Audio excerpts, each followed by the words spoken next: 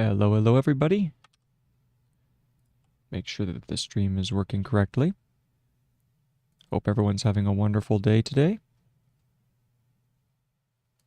Okay, so it is, let me just check the volume. Hello everybody. All right, so today is July 29th, 2026. It is currently 11 o'clock in the morning, or close to the afternoon, and the stream today is a continuation of the process, which is namely the acquisition of the skill of shorthand for the purpose of developing greater facility in academic endeavors.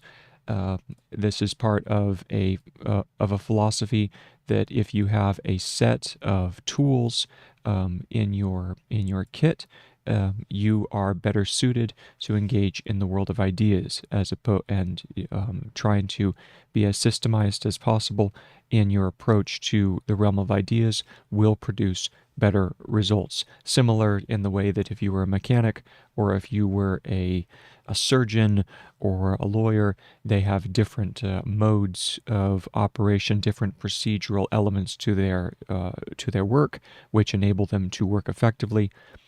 Academia, being engaged in the world of ideas in teaching, requires the same level of rigor and the same level of focus. So this is an idea that as you are bringing ideas in and you are then hoping to process them and then bring them back out to the world, you need to do that process, that turnover rate, in as efficient and as thorough a possible a way that you possibly can. So what that means is that for me, it is the process of using shorthand for the ability to capture thought more efficiently and also to reduce fatigue in the hand. And then the text that I am copying as a way of developing facility in shorthand is a book by Sonke Ahrens, How to Take Smart Notes, and it is the process of using the slipbox method or the Zettelkasten method in order to create a comprehensive and a well-structured permanent set of notes that you use for your entire life, no matter what domain you're in. If you are engaged in idea generation, in presentation of truth, then this externalized set of notes is going to follow you so that you are able to work more facilely in the area of knowledge. And with that, I will begin. If you are interested in purchasing a copy of the book, and I highly recommend that you do so, there is a link below this video to the Amazon purchase page. You can go and take a look at it. It's very affordable. It's well written. It has a lot of excellent advice, and I highly recommend it. I am currently doing my copy work digitally. Even though I am doing it by hand, it is more efficient to do it in the digital domain. So I am using a Wacom Intuos Pro, a small version. Works perfectly fine for this particular application.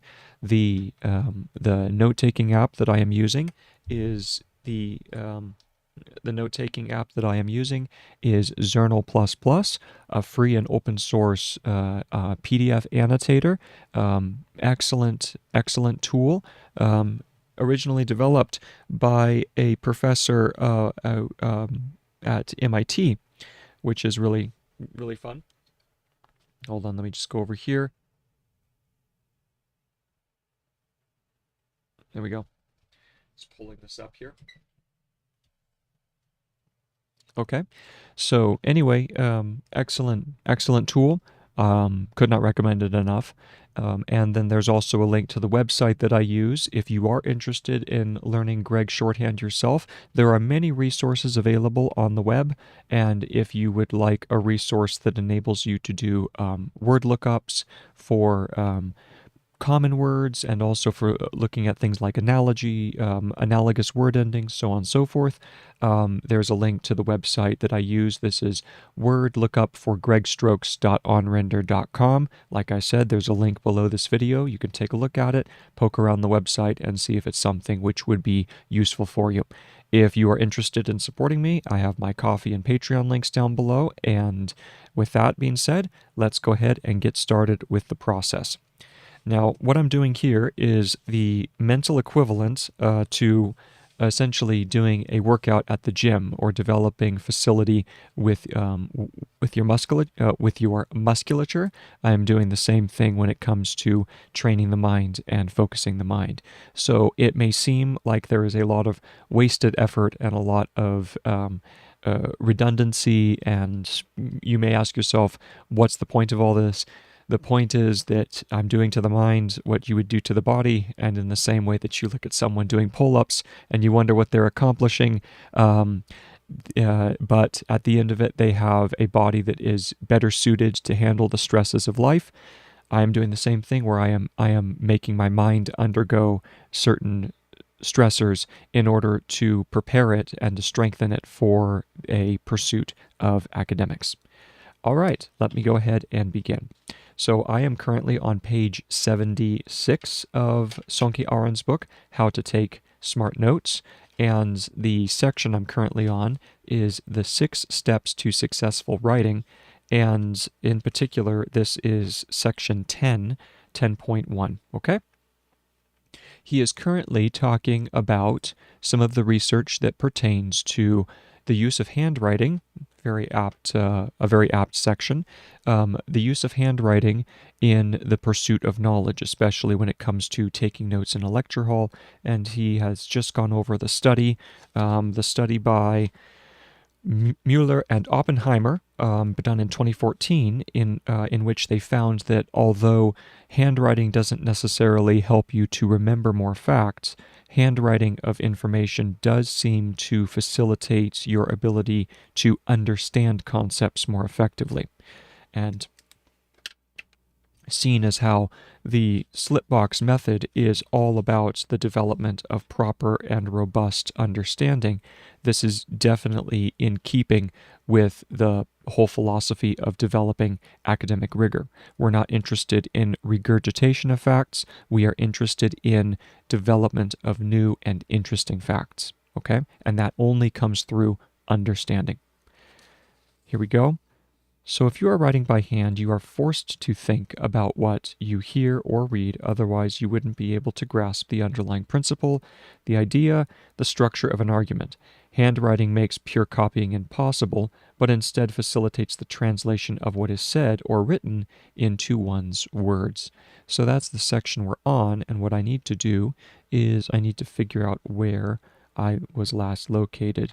We have understanding. So this word right here, I'll underline it at this point. Oh, change it over to highlighter. This right here, this is understanding, okay? This term right here is understanding. So this one is actual understanding. So what I'm doing is I'm looking through my text to find out where there we go. But circumvented actual understanding. And now we go forward. They focused on completeness. So this is speaking of students who typed everything on their laptops versus those who handwrote. Those who handwrite tend to, because of the strain that handwriting puts on the body and also puts on the mind, it's very difficult to take exactly what someone says, even in shorthand. That's actually why professional stenographers will only work for certain bursts of time. Back in the day when it was all handwritten, where you were transcribing, let's say, someone's speech in the House of Lords in England, I read an account where a stenographer would only work for about 15 minutes at a time. And in fact, if you watch any of the proceedings in the Senate, in Congress, you will see individuals walking around the floor, and it looks like they have a computer in front of them and they're just typing, okay? What those people are, those are stenographers, and they are keeping record, they're keeping verbatim record of any of the proceedings, any of the official proceedings that are going on the House floor, okay? And you'll see that they change at a regular rate. And they have to do that because mental fatigue is a real thing, especially when you are super concentrated on focusing all of your attention on hearing what someone says correctly and transcribing it. Okay? So because of that, even with shorthand, his rule still applies. If you're writing something by hand, you are forced to get to the gist of what someone says. You can't really get the verbatim information. If you are typing the information, then indeed you can go more quickly. You can actually, you can have a complete picture even though you don't understand it. You can have a complete picture even though you don't understand it. Okay, so that's the situation that we find ourselves in. So now we get to, but circumvented actual understanding. They focused on completeness. They focused on completeness. Completeness. Go ahead and check that term to see if that is indeed complete. Oh, we are on Gregg. Oh, move this to the top so I can see it. All right, and back over here to the website. We're looking for complete, and then completeness. So completeness is probably, if this is complete here, the KM, then what we need to do is we need to look up the NES ending, okay? NES ending, and because that would be completeness, okay? So what we're looking for is any sort of derivation.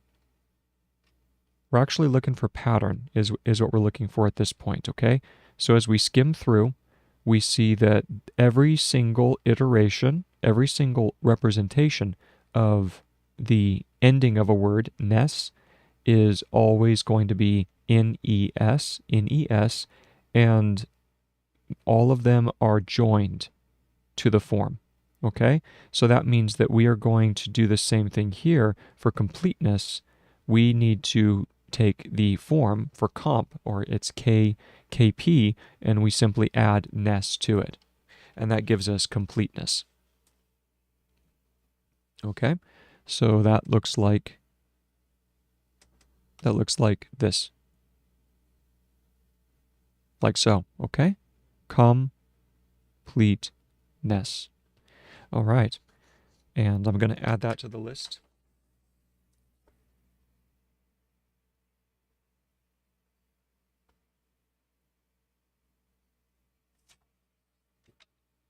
So completeness has been added to the list, and now we continue. They focused on completeness. Verbatim notes can be taken with almost no thinking, and that's essentially what shorthand is all about. You can get to the point where you are not thinking about what someone is saying. You are simply taking in information and putting it right out. It's very similar to simultaneous translation. So what I need to do is I'm looking for verbatim. And that would be one of the dangers if you get really good at shorthand and you are able to take in more information.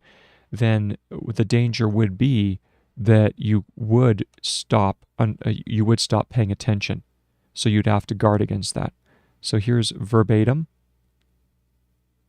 Verbatim notes can be taken with almost no thinking. Verbatim notes can be taken with almost no thinking. No thinking. As if the words were taking a shortcut. As if the words were taking a shortcut, and I need to check shortcut to see if it is KT or if it requires a KUT. Let's look up shortcut. There's just shortcake, shortcoming, so I don't see shortcut. But we'll do cut. And cut does require that, so let's go ahead and add. Let me go ahead and add shortcut to the list. All right. As if the words were taking a shortcut from the ear to the hand, bypassing the brain. And that's exactly what happens. As if the words were taking a shortcut from the ear,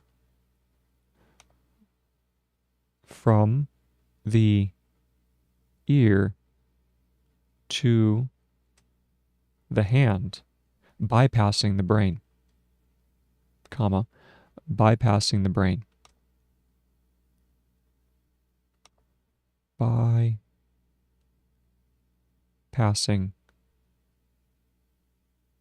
the brain. Like so. And that is the end of the paragraph. So what I need to do now is I need to go back, and this is the practice that I engage with, is essentially you are hitting the ideas 3 times. When you first see the word and you speak it, and then you handwrite it, and then you are encountering the ideas again when you go back through the paragraph and you're reading all the way through, okay? So what I need to do is I'm going to go back in the text and I'm going to look for my paragraph marker. Hopefully I added one. I'm notoriously bad about forgetting to add the paragraph. Working on getting better. So we scroll up through and I'm looking for my paragraph marker. It's a little arrow symbol and it's this guy right here. Okay, so I have my text pulled up right here. It's almost like my cheat sheet or my answer key, and I read the text as much as I can. And then if there are words that I've forgotten, I check down to see what the word is, okay? So here we go. There is no secret to it. And the shun, so that is, that's explanation is pretty simple. Handwriting is slower and can be and cannot be corrected as quickly as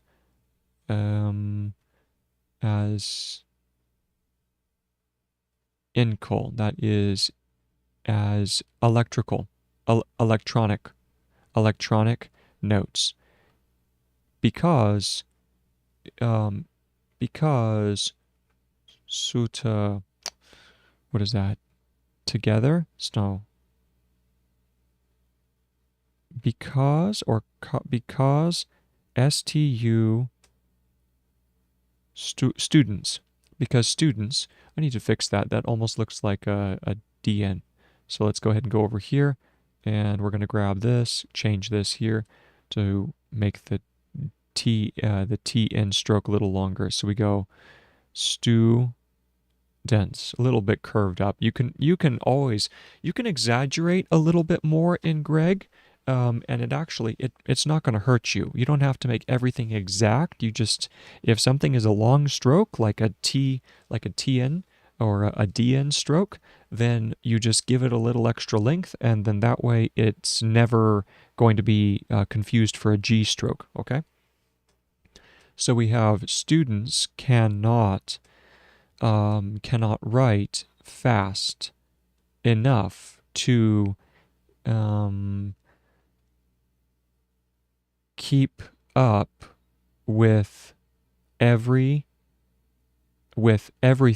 that is said in a lecture. They are forced to focus on the gist of what is being said. In the details, not the details, but to be able to note down the gist of a lecture, you have to understand it in the first place. So if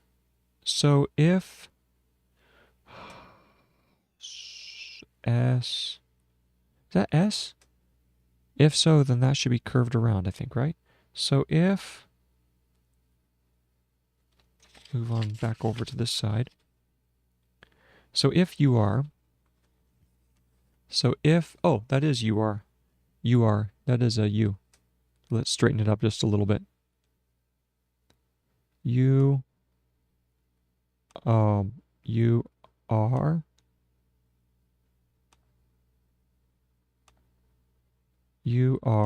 yeah, like so. You are you are writing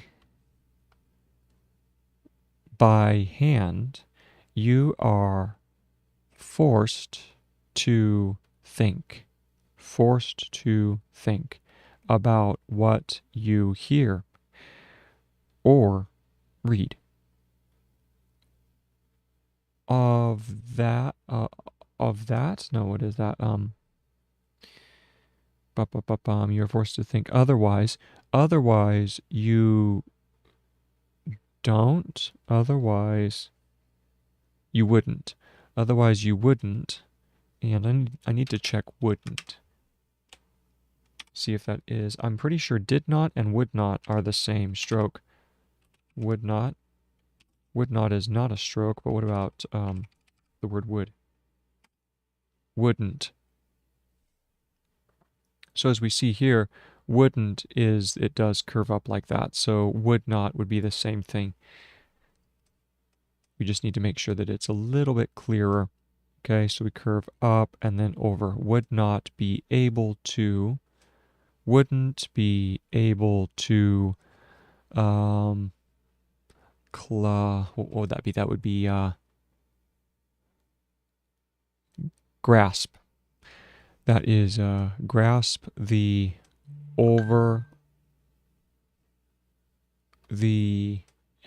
underlying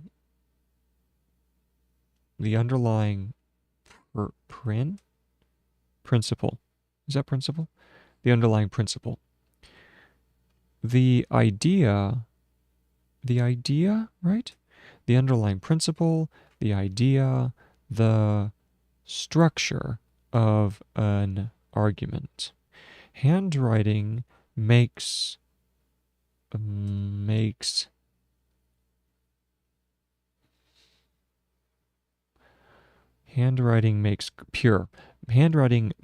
pure copying impossible. But instead facilitates the translation of what is said or read into one's own words. The students who typed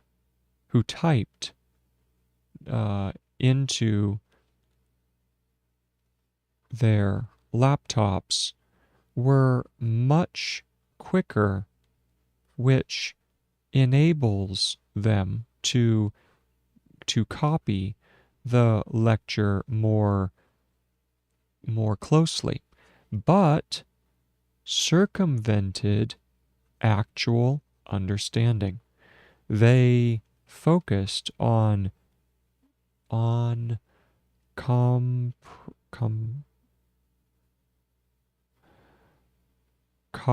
what did they focused on completeness.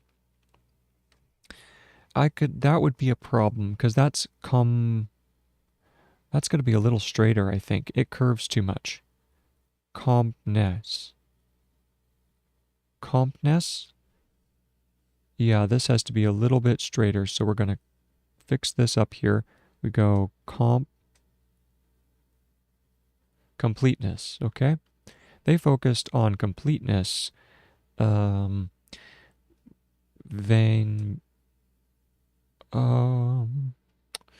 verbatim. They focused on completeness. And then verbatim, let's fix that a little bit.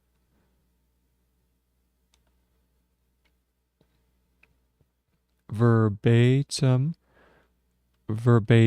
notes can be taken with almost no thinking, as if the words were taking a shortcut from the ear to the hand, bypassing from the ear to the hand, bypassing. Let me check bypass.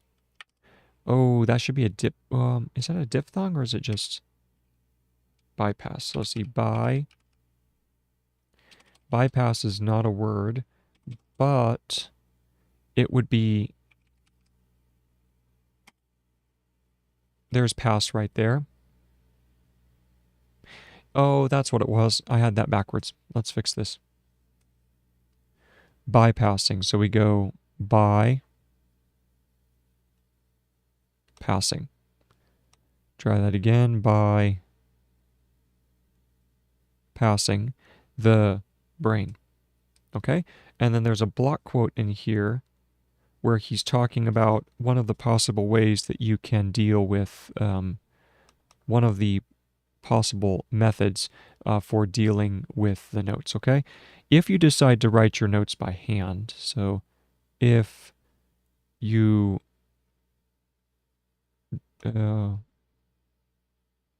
decide to write your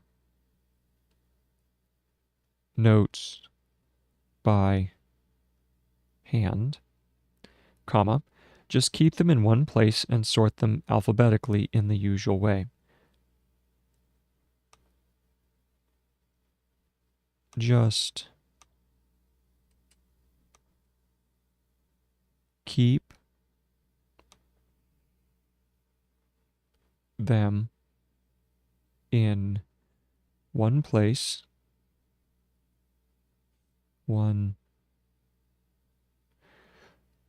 and sort them alphabetically. And sort them alphabetically. That could use all, alphabetically,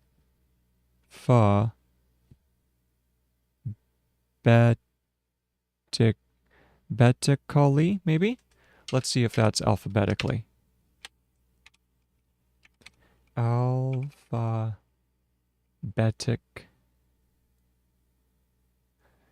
Oh, it's even easier. It's just ALF, ALF. So there we do need the AL, so we can't use the all, which is the U hook turned on its side. We actually have to use the full structure. So we go AL, AL, and then F, and then that symbol right there gives you betically. Okay?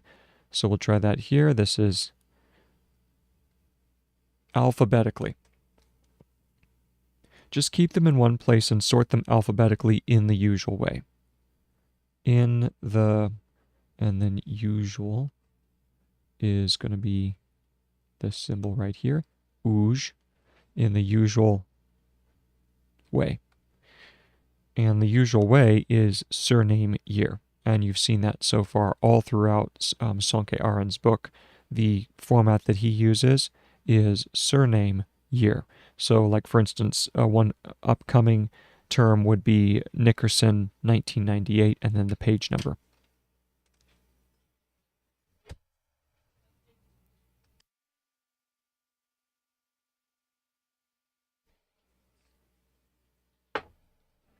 Okay, just check this here.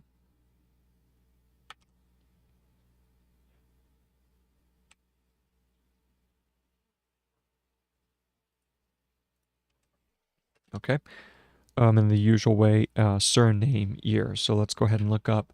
Surname is going to be maybe just S, S, S-E-N-A-M. Might be surname, surname, S-E-N-A-M, surname, and then there's no space, it's just then year. So we would go maybe hyphen year. I need to check year, but we'll check surname first. Surname. And so you have the SE, but they're curved back in on themselves. So you do SE in nay, surname. And then we'll do an underscore just to show, well, how would you do that? Because here he has it surname, that's capital, surname, year. We'll probably do that. Surname, year, like so. Period. Then you can easily match them with the bibliographic details in your reference system.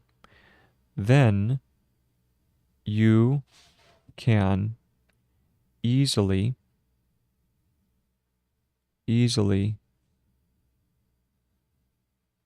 match them with the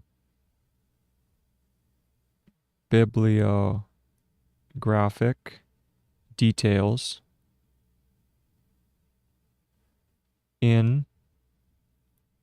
your reference system. In your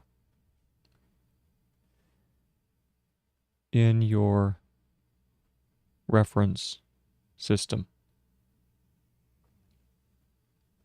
But whether you write them by hand or not, oh, by the way, I need to make sure I drop a paragraph marker. Where is if? If you decide. Here. Oh, that's not a parenthesis. We need to drop a marker there. Like so. If you decide to write your notes by hand, just keep, and then yeah, so on and so forth. So let's go ahead and finish the rest of the paragraph system. But whether you write them by hand or not, but whether, so that's going to be ether. So I think that flips up like that. But whether you write them by hand or not, keep in mind that it is all about the essence. Keep it in mind that it is all about the essence. Essence, like that. Comma. The understanding and preparation for the next step. The understanding and preparation for the next step. Okay?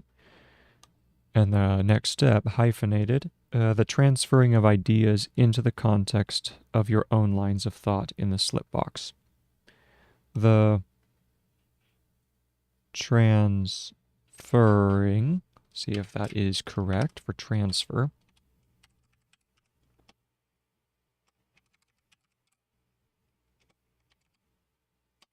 And indeed that is correct. the transferring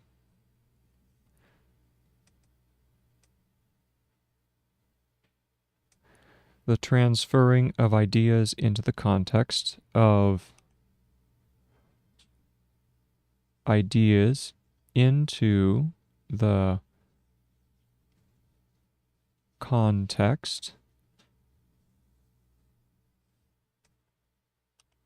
of your own lines of thought, of your own lines of thought in the slip box, in the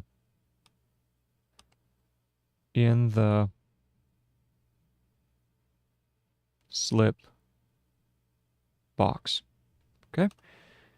And then a new paragraph marker here. Let's go ahead and read back through. If you decide is the marker. If you decide to write your notes by hand, just keep them in one place and sort. Let's go ahead and make that just a little bit more apparent. So this one is sort. Okay? And sort them alphabetically in the usual way. Surname, year. Let me confirm that that is usual. Yes. In the usual way. Surname, year. Then,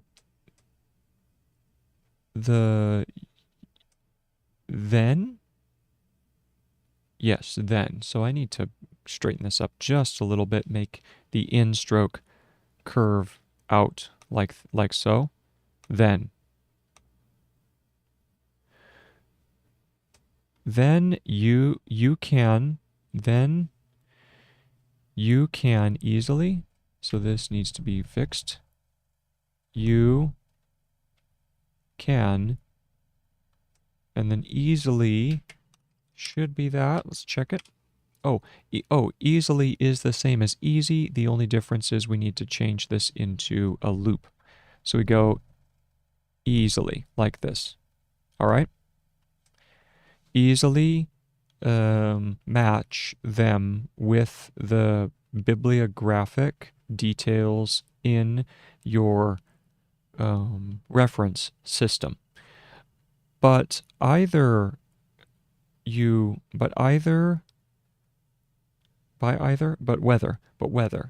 Let's check whether.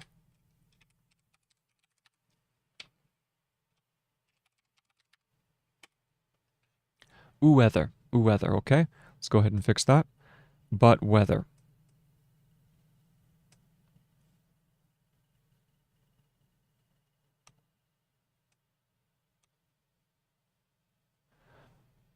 But whether you write them by hand or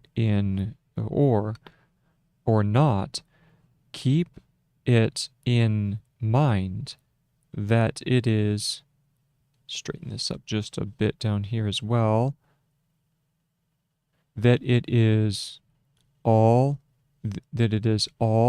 about the essence, the understanding and preparation for the next step, the transferring of ideas into the context of your own lines. Let me check lines. Is it just L-E-N? I know I've done that so many times, but lines.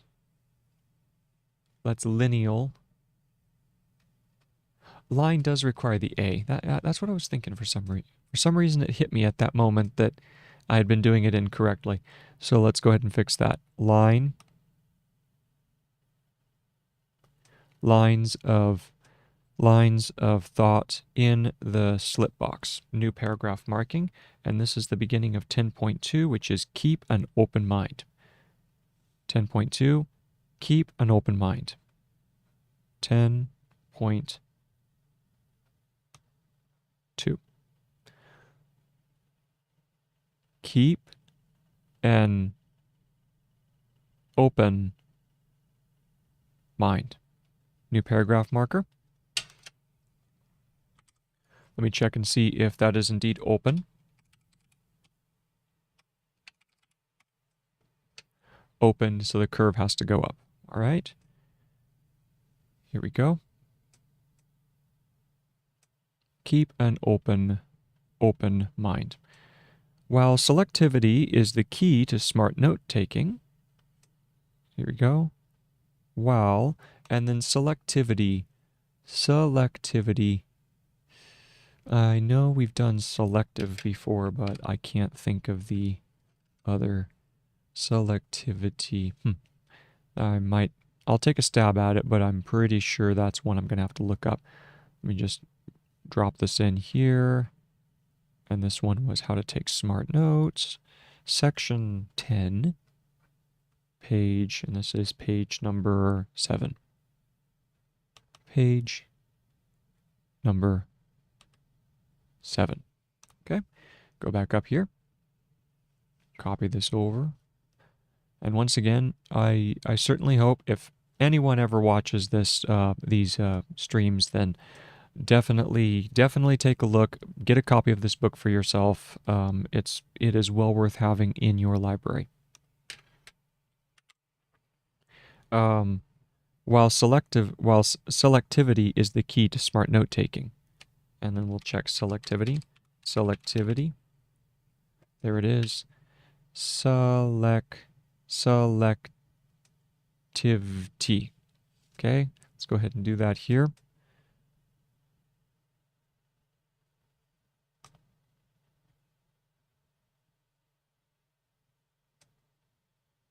Selectivity is the key to smart note-taking, is the key to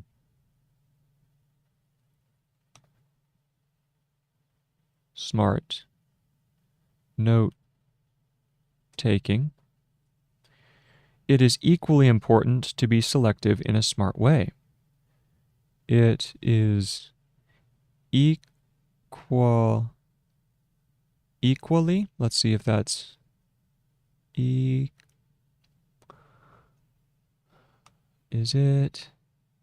this the one where it goes, you put the A, and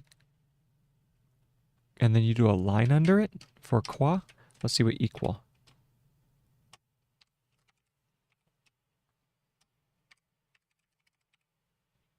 Equally. Oh, it's just E-K-L-E. E-K-E-L-E. It is equally important to be selective in a smart way. To be, and then here we can do selective. To be selective in a, next line over,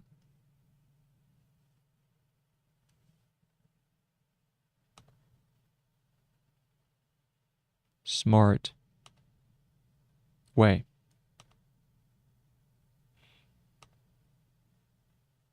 In a smart way. Period. Unfortunately, our brains are not very smart. So unfortunately, this is unfortune, and then atly would be, is that the ending? Let's take a look. Unfortunate. There's unfortunate, so it's a little bit more extensive.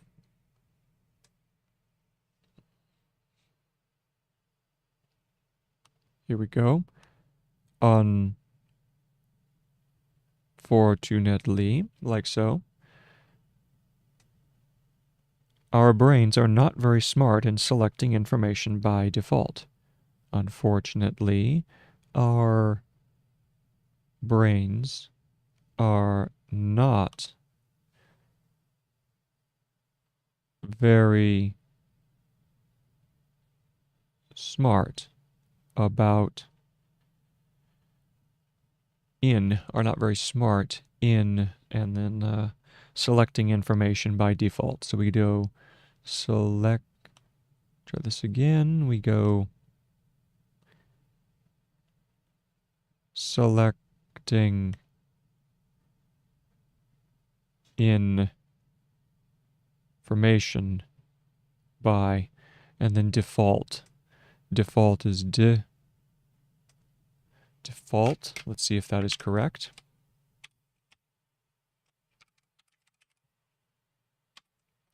That requires DF, DF, and then U stroke, and then T behind. Okay.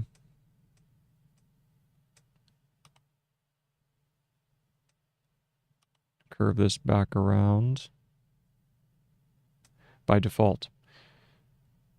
Period. While we seek our disconfirming arguments, while we should seek out disconfirming arguments and facts,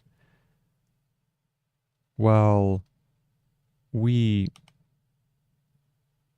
should seek out disconfirming. So for this, we need to have the DS and then confirming on that one. So we go discon and then firm.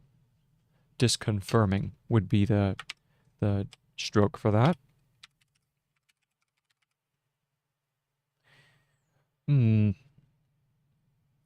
Is dis usual? That would be distra. Every time dis is used, it is always connected to the main stroke. So that is incorrect.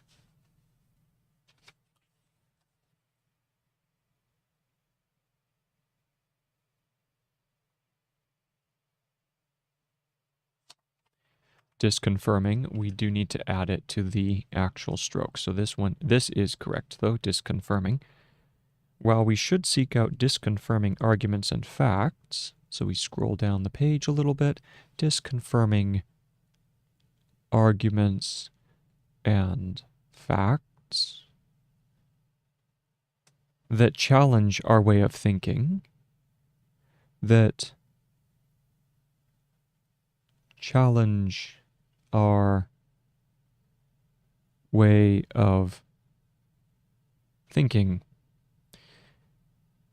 comma, we are naturally drawn to everything that makes us feel good. We are naturally, so we go naturally.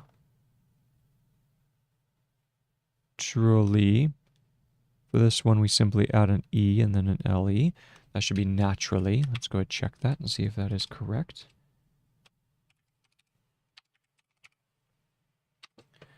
And yes, that is correct. We just need to make sure. Oh, I take that back. It's the R, and then we add the L stroke to that. So we go na.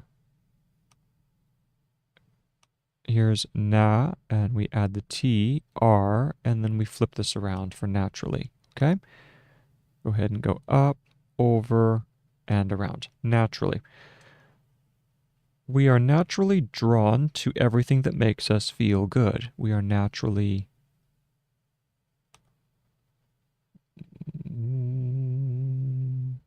drawn, or it's possible that this one needs to be drawn, like that.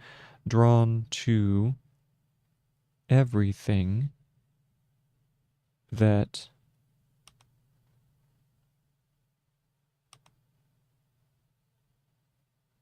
makes us feel good. Comma, which is everything that confirms what we already believe we know. So let's go ahead and get rid of this. Makes us feel good, comma, which is everything that confirms what we already believe we know, which is everything that confirms what we already believe we know. Confirms what we believe we already know. End of paragraph. So now we're going to check back through. One thing I do want to check is drawn.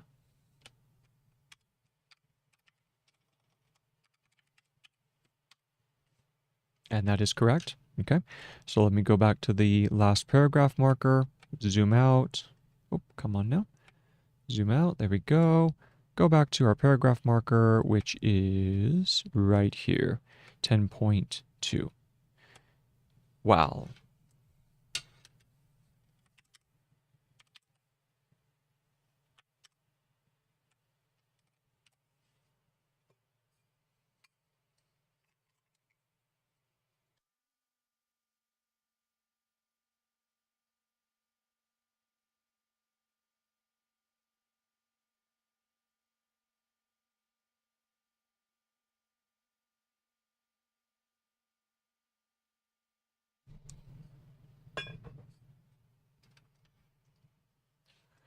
All right, so here we go.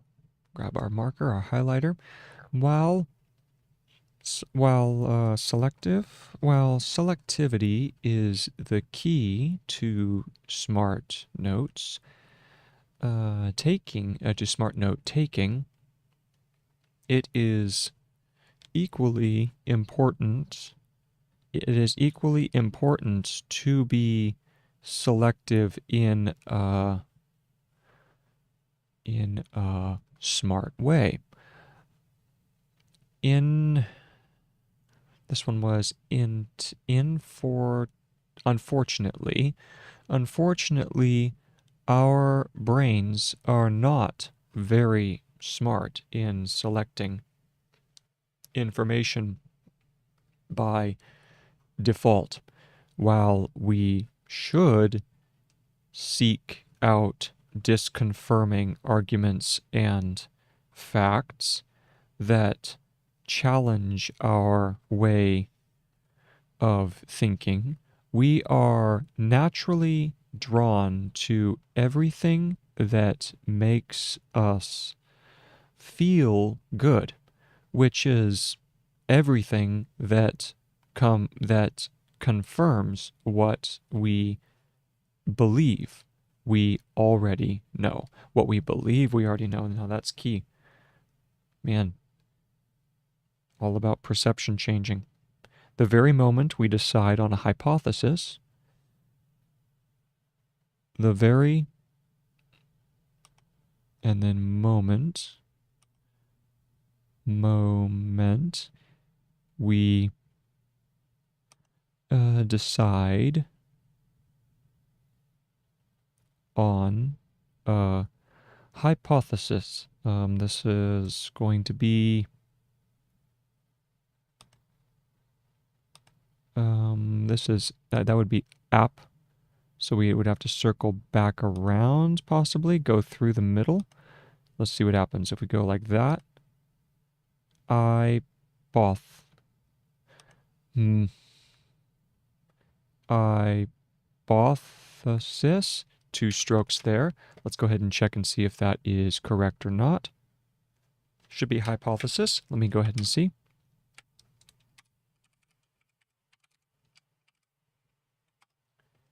Okay, so it goes hypothesis.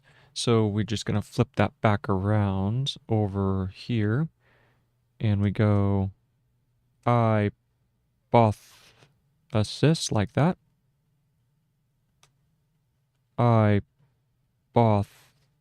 And circles here like so.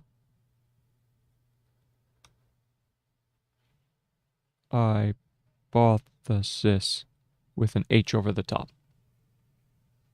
An aspirate. The very moment we decide on a hypothesis, comma, our brains automatically go into search mode. Our brains automatically, so this one is auto and then the circle under it, I believe. So we're going to go auto,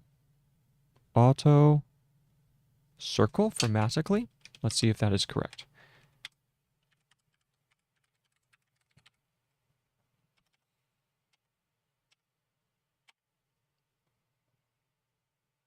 Okay, so this does require autumn, and then attic. And to do attically, we just change it into a loop from a circle. So we go autumn, like the season, autumn, and then attically. Let's see, our brains automatically go into search mode. Go into search mode. Scanning our surroundings for supporting data. So scanning our, and then surroundings. Surround is going to be surrounding.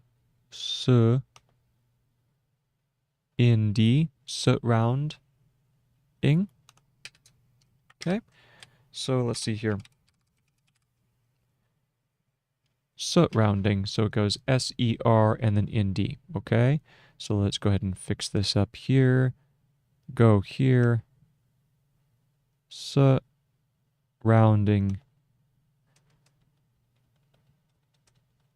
Scanning our surroundings for supporting data. And supporting, of course, is superort. So that is S turned away, superort, and then supporting. All right, let's check that. Oh, grab the whole thing. That's self-supporting, but supporting is enough. Okay, very good. Go back over to Greggy for supporting data. And this one was data.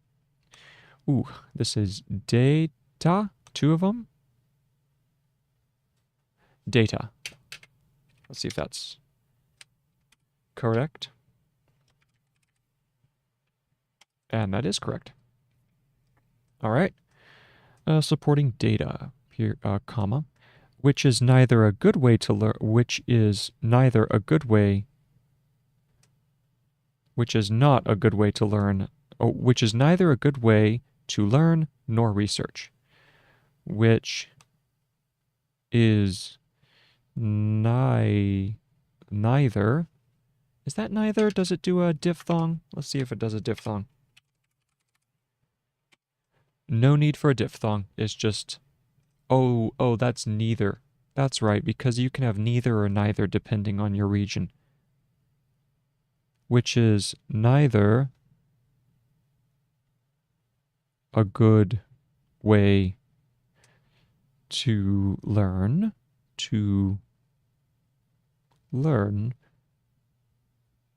nor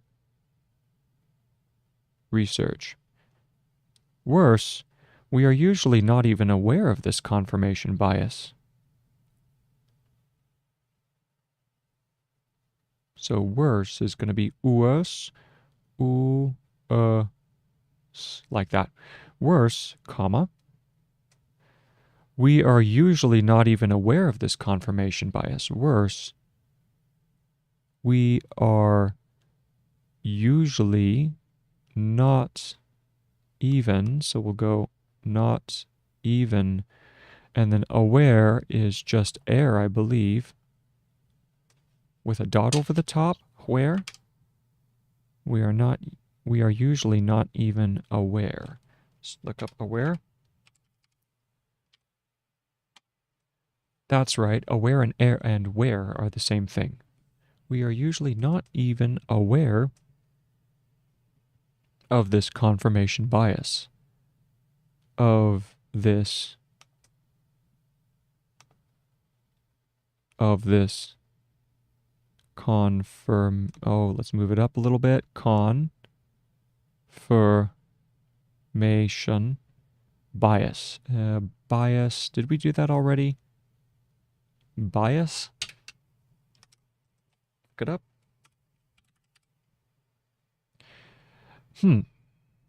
Bias. Bias is not in the dictionary. So, I think we are going to go ahead and add it.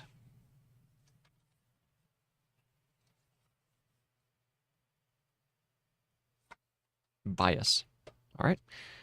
We are not even aware of this confirmation bias, and that's underlined here. Or my side bias is the other term for it, parenthesis, or my side. So we go my side, and that's two. I'm gonna keep the strokes separate, but it is one word. My side. Interesting way to think of it, or my side bias. Okay. Close parenthesis, and the reference there is Confiteur, Wolf and Britt. Wolf. Let's look up Wolf. Oh, come on now. This is Wolf. Oh, Wolf. Yeah, the double. Wolf and Britt. B-R-I-T. Okay. And that one was 2008.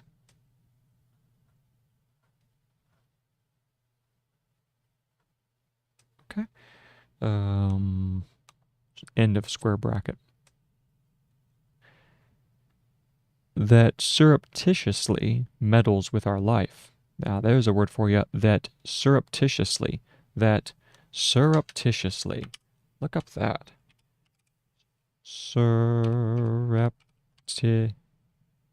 Surreptitious, and then we just add an E to the end of that one. Here we go.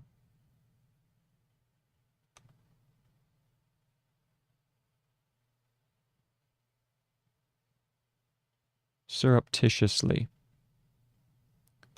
Try that again. Surreptitiously. Ba-ba-ba-bum. Meddles with our life. Meddles. This is going to be meddle.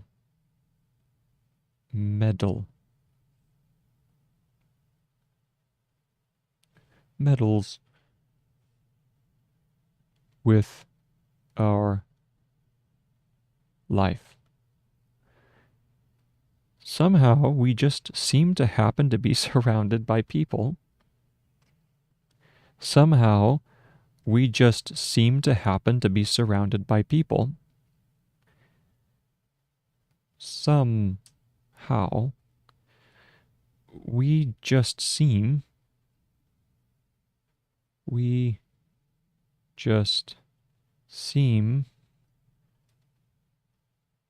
to be, and then surrounded. Oh, what was surrounded again? Wasn't it surrounded by people who all think alike? By people who all think alike.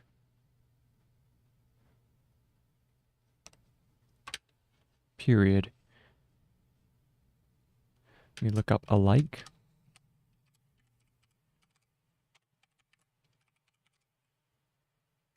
Correct. Not on purpose, of course. We just spend our time with people we like. So not on purpose, of course. Not on purpose. Was purpose PRPR? Is that the one that's PRPR? PR purpose. No, purpose is the same as... What's the other one that has PRP? No PRPR. Go get rid of that. And we need not on purpose, of course.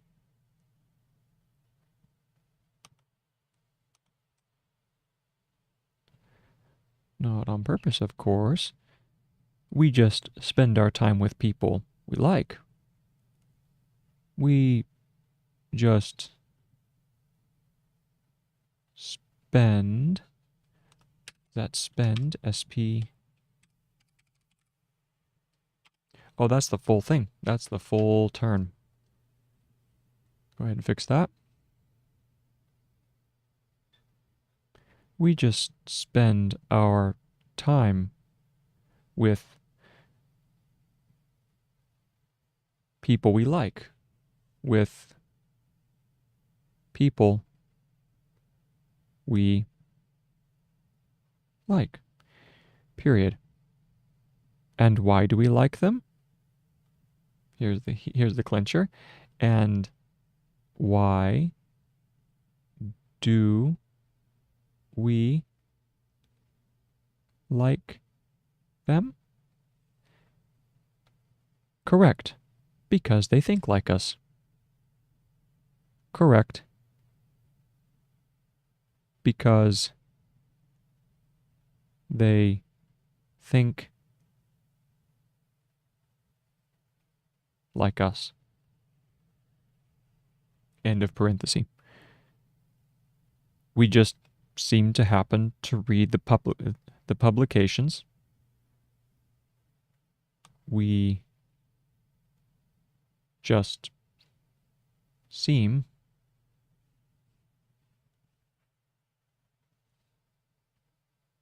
to happen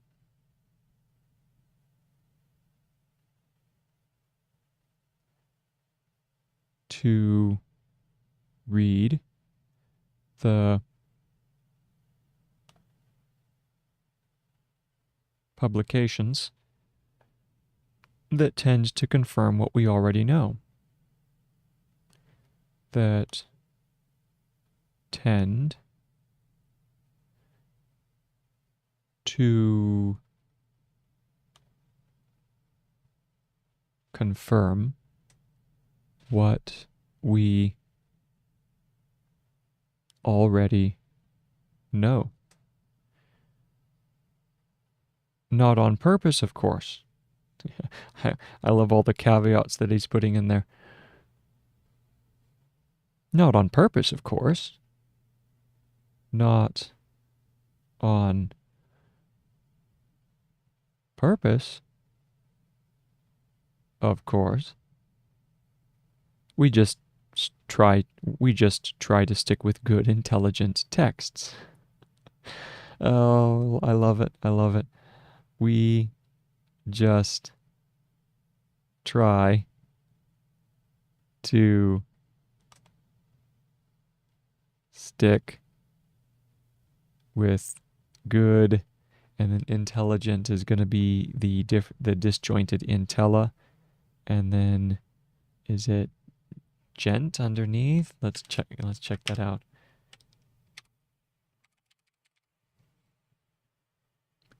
No, it does the intella and then gent, so the j in t stroke above that. Okay, so we go in. We just try to stick with good, intelligent texts. And what makes us think these texts are good and intelligent? Another hypothetical or another rhetorical question. And what makes us think these texts are good and intelligent? And what makes us think these texts are good and intelligent? Correct, because they make sense to us. Another one, correct, colon, because they make sense to us. Close parenthesis. We look around and just cut out disconfirming facts. We look around. We look around and just cut out disconfirming facts. We look around and just cut out disconfirming facts. So we go disconfirming facts without even noticing what we don't see. Without even noticing what we don't see, what we don't see, comma. Very much like the same city, very much like the same city can one day be full of happy people. Oh, this is good. Very much like the same city can one day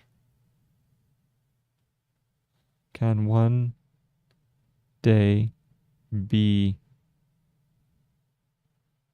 full of happy people. And the other day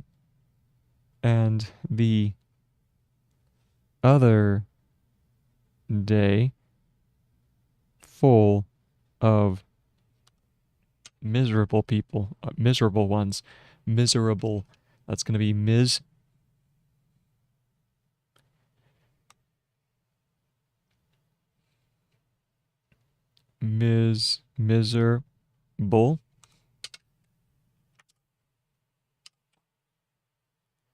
See, miserable.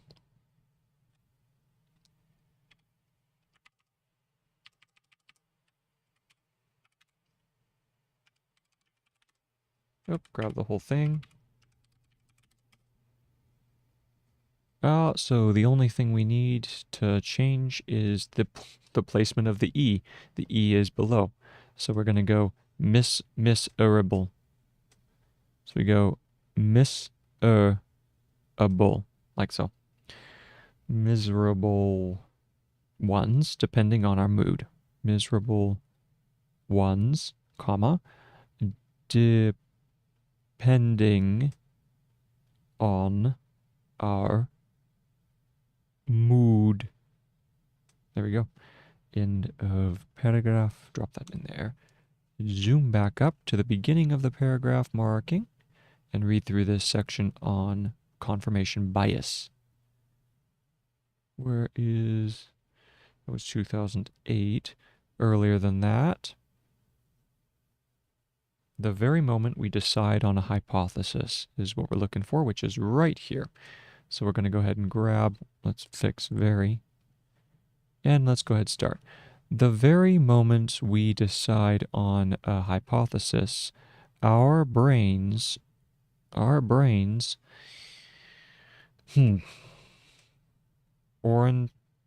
unintentionally? I know, automatically. Our brains automatically go into search mode. Scanning our surroundings.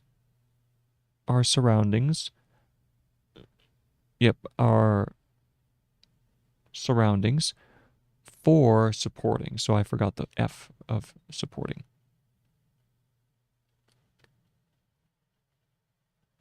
For, and then supporting, there we go, for supporting data, which is neither a good way to learn nor research. Worse, we are usually, let's make this just a little bit, get rid of all the red. That's one of the bugs, is that if you hold down the pen at just the right angle, it turns the highlighter into a actual marker. So you have to then erase it by going back over. Worse, we are, and then usually, there's usually, We are usually in un not even. We are usually not even aware of this confirmation bias, or it's also known or my side bias, and that was Confiteur and Wolf and Britt, 2008, that Sacapantoli, that surreptitiously meddles with our life. Somehow, we just seem to be surrounded by people who are who people who all think alike in all in not on purpose. Not on purpose. You can not on purpose, of course. We just what was that? We just not on purpose, of course. We just spend our time with people we like. And why do we like them? Correct, because they think like us. We just seem to happen to read the publications that tend to confirm what we already know. Not on purpose, of course. We just try to stick with good what was that? Intelligent. Good intelligent texts. And what makes us think these texts are good and intelligent? Correct, because they make sense to us. Confirmation bias. We look around and just cut out disconfirming facts without even noticing. Without noticing what we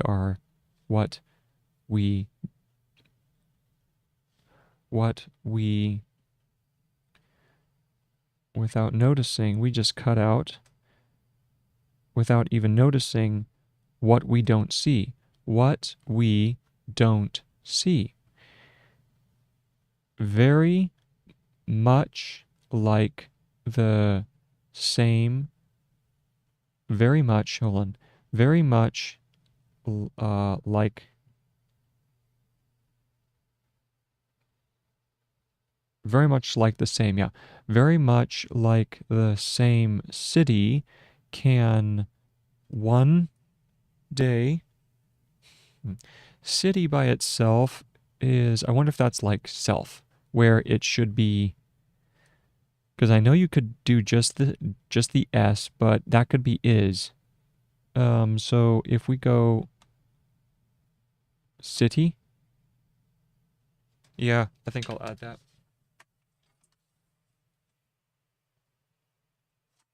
So city, I'll add city after that.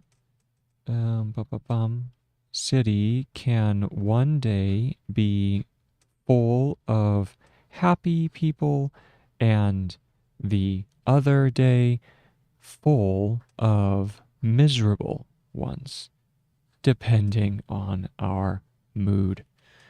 That is so powerful. That is so powerful. Okay.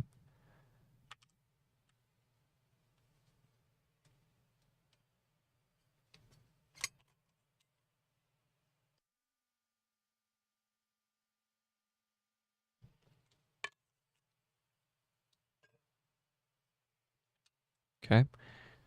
Confirmation bias is a subtle but major force.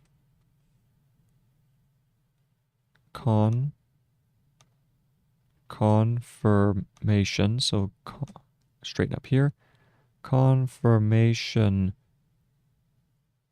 bias is a subtle, subtle, so that goes subtle,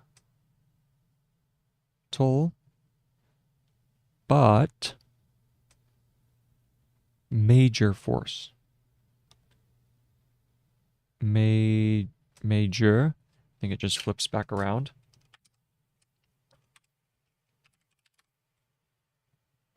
Oh, flips the other way. But major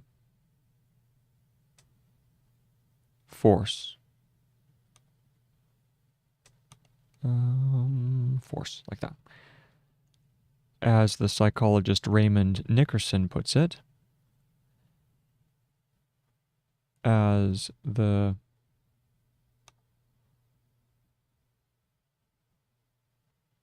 psychologist Raymond Nickerson, so that's Raymond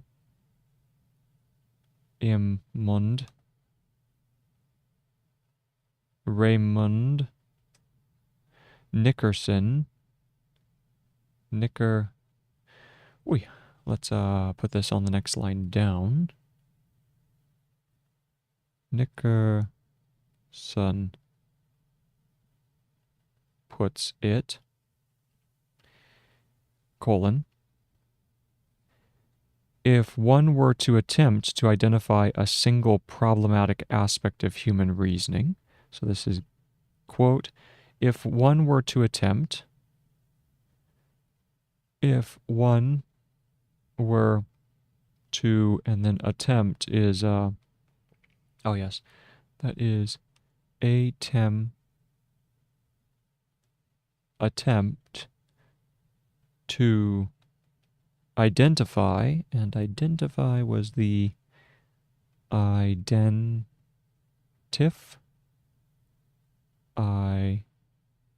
identify. Check and see if that is correct. Correct. Good, good. To identify, if one were to attempt to identify a single problematic, single and then problematic, so this is, we go problem, P-R-B-L, and then atic, ending, problematic aspect of human, let me check problematic. I don't think problematic is in the lineup. Let's see. It is. Beautiful. That's problematic. And then aspect of human. Zoom down the page a little bit. Oh, we're going to add a page below. Let's go ahead and save it. Add a page. There we go. This is going to be how to take smart notes. So this is HTTS in section number 10, page 8. Jump back up.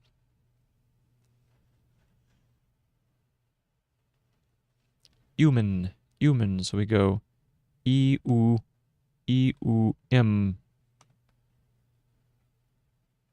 Human reasoning.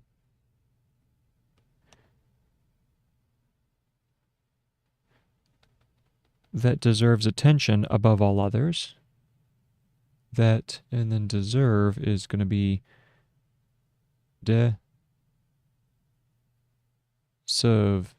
deserves. Let's see if that is correct.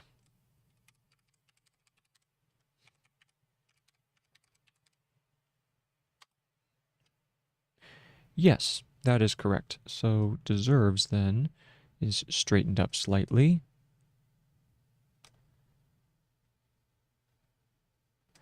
That deserves attention above all others. and then attention. That's attention.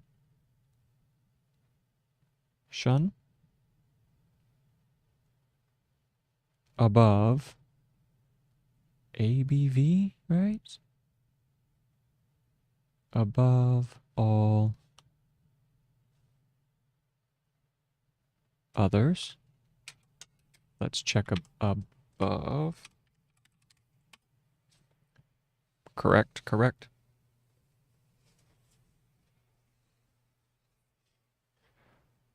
The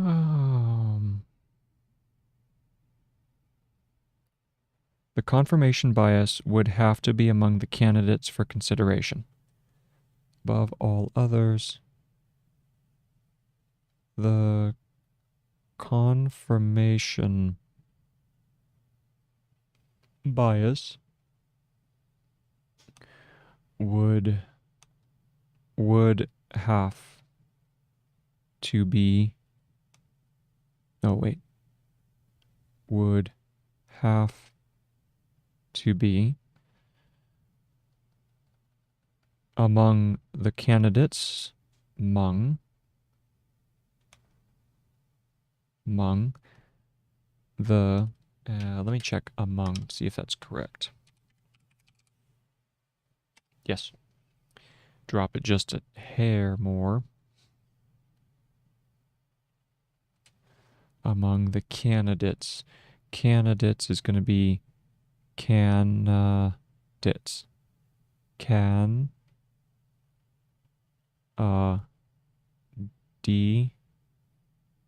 DTS. Candidates.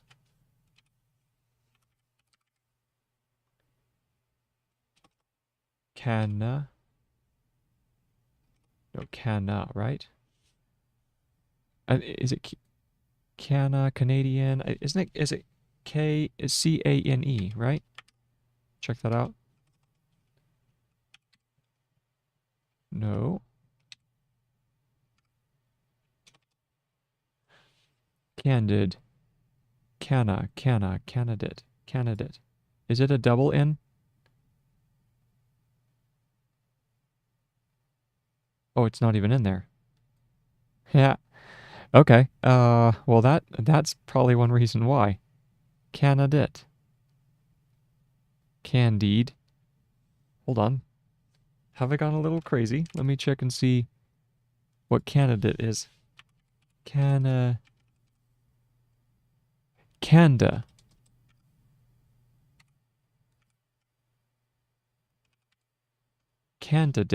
Yes, it is a double T, or it's a D. CANDIDATES. Candidates. So CAN, I would expect to see CAND in the lineup over in the dictionary, but I don't. So no problem. That just means we add it later. Oh, there it is. There it is. I wonder why it wasn't showing before. So for this one, we do can date, like that. All right. Candidate. It would be among the candidates for consideration. So we have an S on there. Candidates for, and then consideration. So we go consideration. Consideration. Let's try that, and no, that's cons.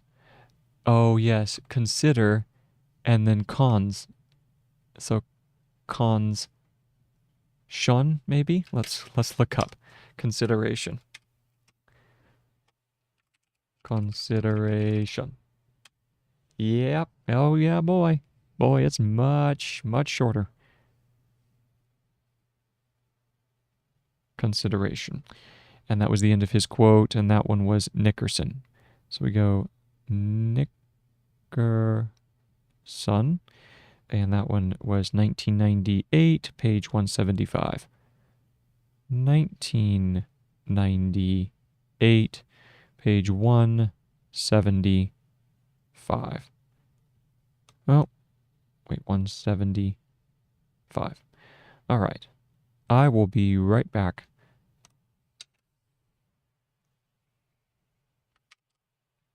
One second.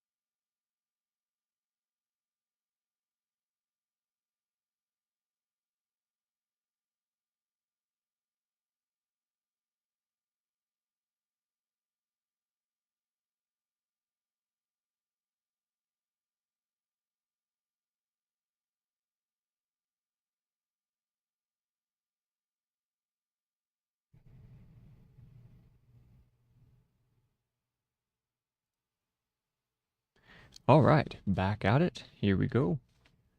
Let us proceed. Get my computer glasses.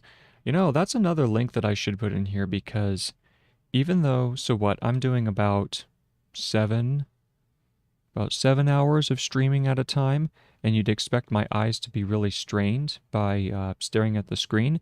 But I have found that these computer glasses, these are put out by Gunnar. Gunnar blue light blockers. I know that some of the science it's not conclusive yet as far as if it's truly effective, but anecdotally, I have found these glasses to be really, really useful. So I'm actually going to drop a link to that as well. Once again, just really, I really enjoy. No, I should have people take a look at stuff that I find useful. So let me do that quickly. Go over to the, what do I need? Bada doom, bada bing. Where's this? We need to add a stream marker. I need to share. I don't need to share the stream. Not just yet. One day I'll share the stream, but not right now. What I need to do is I need to go over to Amazon. Amazon.com, and I'm going to look and see if Gunnar is still even in business. I assume they are, but we'll search here. So let's just go Gunnar glasses. And there they are. Yep, that is, that's the pair. Let's go ahead and grab this. These be they. Go ahead and get the link for these guys. Got it, got it, got it.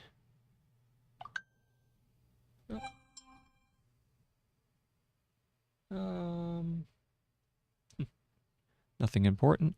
Let's go ahead and get the link. Copy. Yep, copied it. Little slow. Copy affiliate link.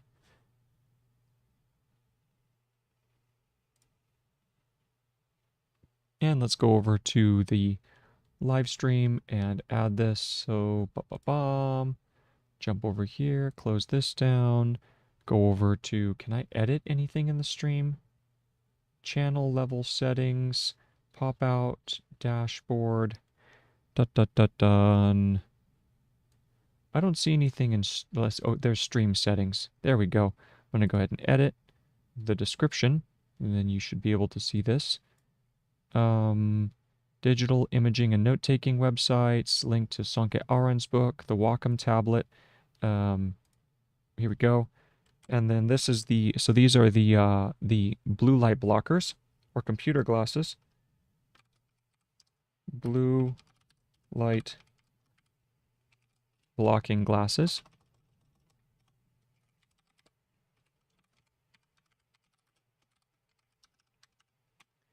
And here's the Amazon link. Oh, if I could spell affiliate correct. Haha. Here we go, affiliate. And we need, hold on, let's see here. Just make a note. Note. All Amazon links are affiliate links. Thanks for your support. All right, so we have the Amazon link to Sonke Ahrens' book. Very good book, as I've said already. And then we have the Wacom Tablet also. Oh, an excellent piece of kit. And then here are the blue light blocking glasses. So we'll drop that here, and that's blue light blocking glasses. Gunnar.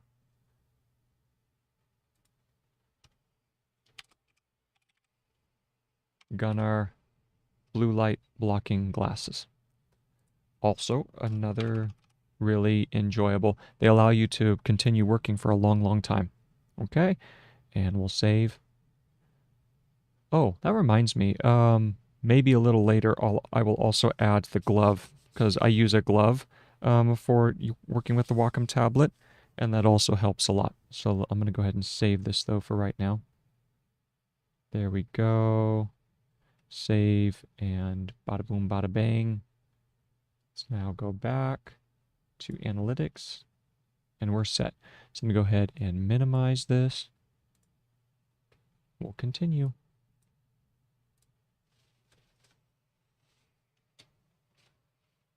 Grab my glove once I find it. Where'd I put my glove?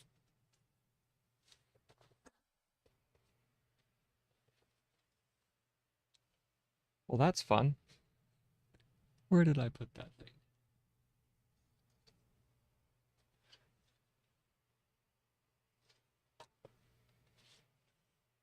You just have something and now it's, oh, hold on, that's not it. No, that's not it.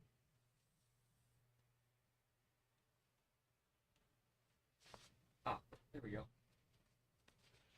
Now we're ready. So we had just finished. Confirmation bias is a subtle but major force. Let's go ahead and minimize this here. And let's grab the paragraph marking right up here.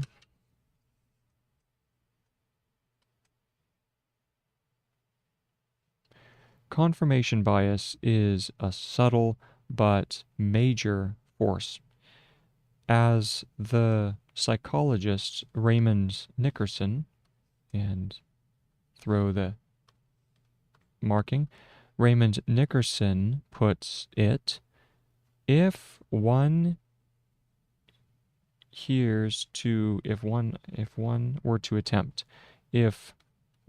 were to attempt to identify a single problematic aspect of human reasoning that deserves attention. Let me confirm that that is attention. Attention does not have an A. That deserves attention above all others. The confirmation bias would have to be among the candidates for consideration. And that was Nickerson, 1998, page 175. Go ahead and put a parenthesis there. All right, next section, so drop a paragraph marker. Even the best scientists and thinkers are not free from it. Even the best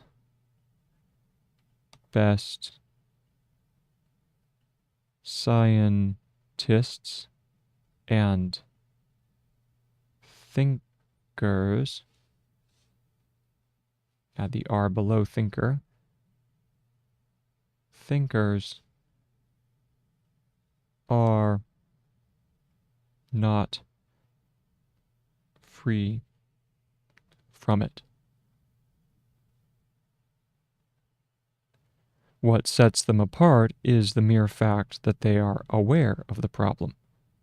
What sets them apart, and apart I think is just A-P-T, right? Check and see if that's true. What sets them apart? Yes, good. What sets them apart is the mere fact that they are aware of the problem. What sets them apart is the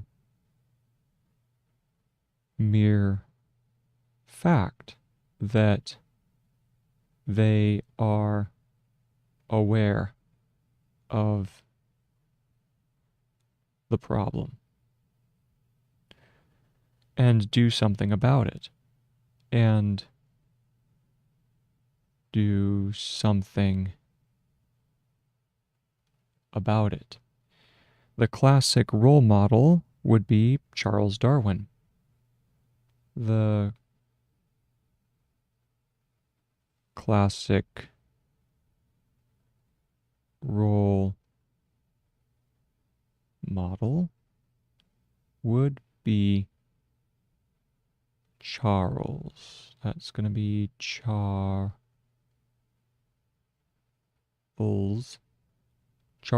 and then Darwin. What would be Darwin? Dar. D-A-R? Let's go ahead and look that up. Curves back. Darwin. So that is just Dar, Charles, Darwin.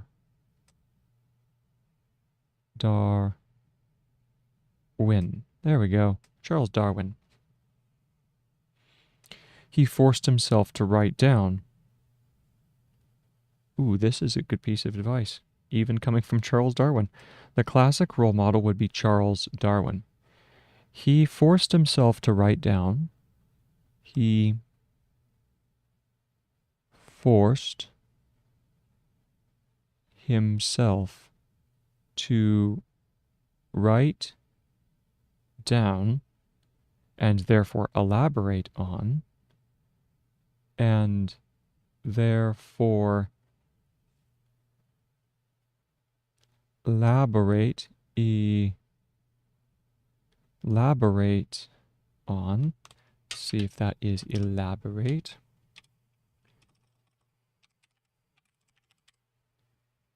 Yep. Elaborate on. Close parenthesis.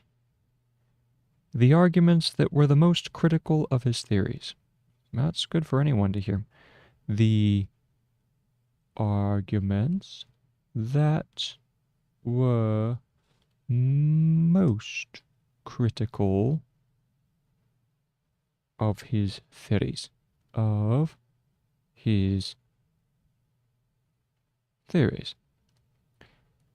Period. And then quote. Quote, I had ... So we have I had, and then square parenthesis, ... or square brackets, ... During many years followed, during many years, so we go during many years followed a golden rule. Golden, that would be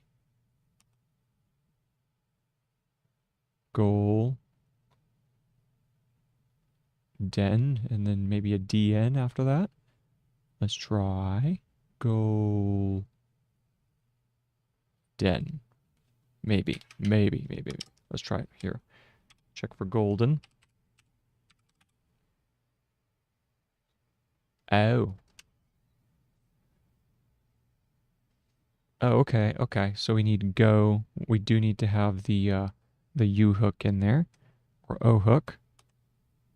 Go, and then the L curves up into the D, which then turns into the N. Golden rule, and rule, R, rule, comma, namely,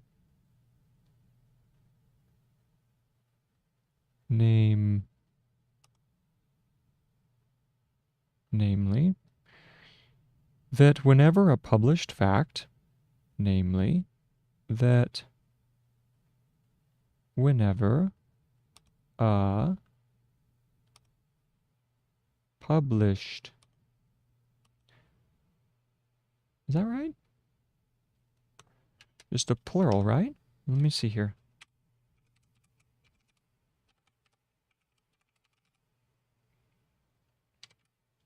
And that's correct. Yeah. Published. Just throw the D under there. Whenever a published fact, a new observation or thought, so comma, new observation, observation. I think it's option, right? Take a look.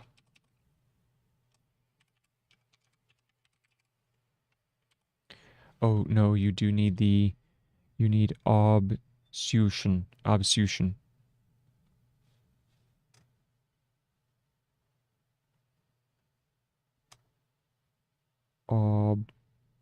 Obsution. Something like that.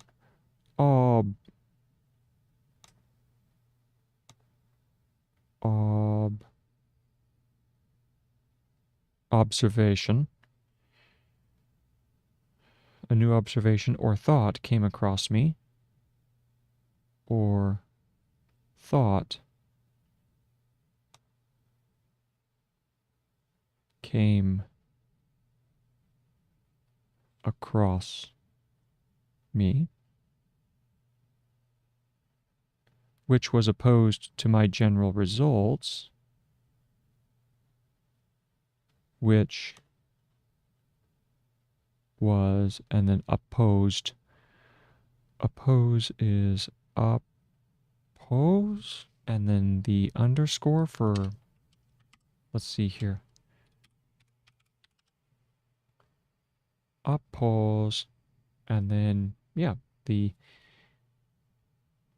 OPO. OPO. Oh, nice. That was opposed to my general results, that was opposed to my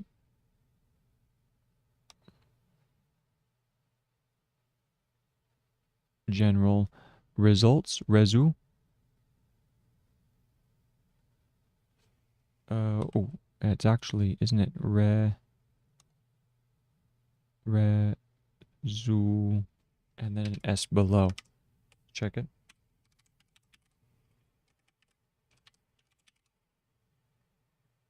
Ah, S and then U.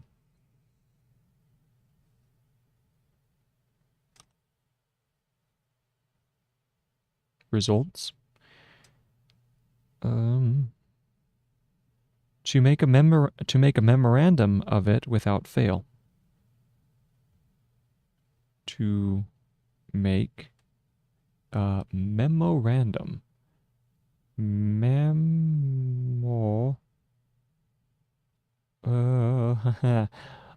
Random? Oh, I think it's probably just gonna be memo. Let's see. Memorandum. Ha. Yep. Oh my goodness, it's just M, just a long M-N stroke with an O at the end. Memo for memorandum. To make a memorandum of it without fail. To make a memorandum of it without fail. There we go. Fail. Oi. And at once. And at once. Semicolon. For I had found by experience, for I had found by experience, so remember this one was experience, that such facts and thoughts that such facts and thoughts were far more apt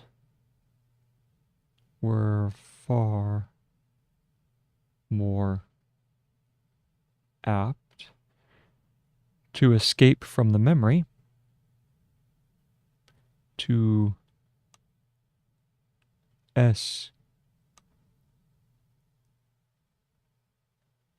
escape from the memory than favorable ones.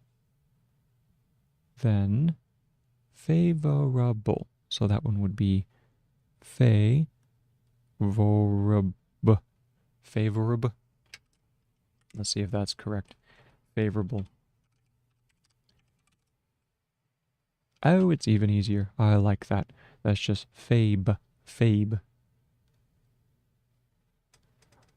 Well, then I wonder what's fable. If this is favorable,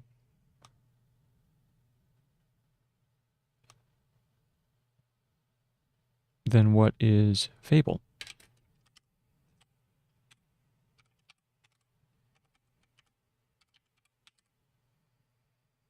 Oh, wow.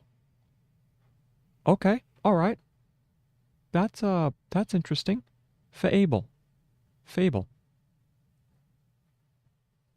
All right.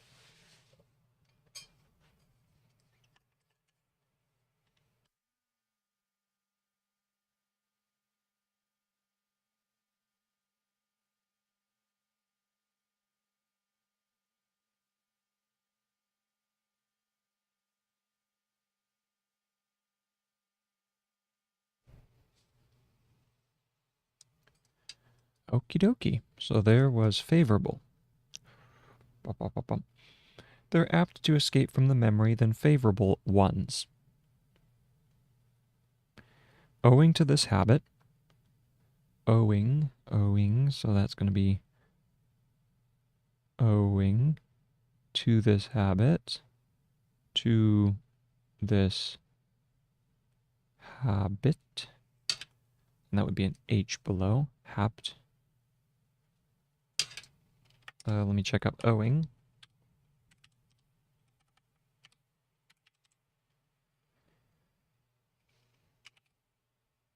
Owing is not in there. There's knowing, owing. I'm going to assume that's owing. I mean, that makes sense. Owing to this habit, very few objections were raised against my views. Owing to this habit, very few objections. So we go very, very few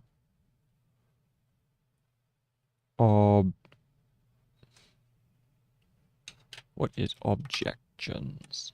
I think I've done it before. Ah, you just had a shun ending. Okay, there we go. Objections were raised against my views. Were raised against my views, which I had not at least noticed. Which I had not at least noticed. Which I had not at, so it should be not at least noticed and attempted to answer. Okay, and that was Darwin, 1958. Darwin,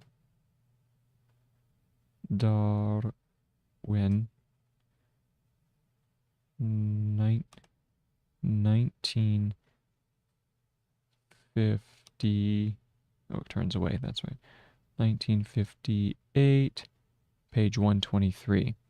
Page 123. Okay, and that's the end of the paragraph. So now we're going to go ahead and go back through and read it. Where does it begin? Where's our paragraph marker? Even the best scientists is what we're looking for, so that's probably over here on the other side, right after 1998. Yes, there we go. And there's our paragraph marker. Go ahead, save the page. And here we go. Even the best scientists and thinkers are not free from it. Speaking of confirmation bias, what sets them apart is the mere fact. Let me check apart quickly. Yep, Just wanted to confirm that it wasn't even shorter. Apart is the mere fact that they are aware of the problem and do something about it. The classic, let me check classic.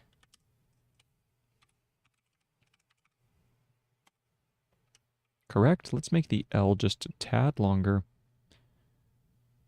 since I'm notoriously bad about making the L too short. Looks like classic.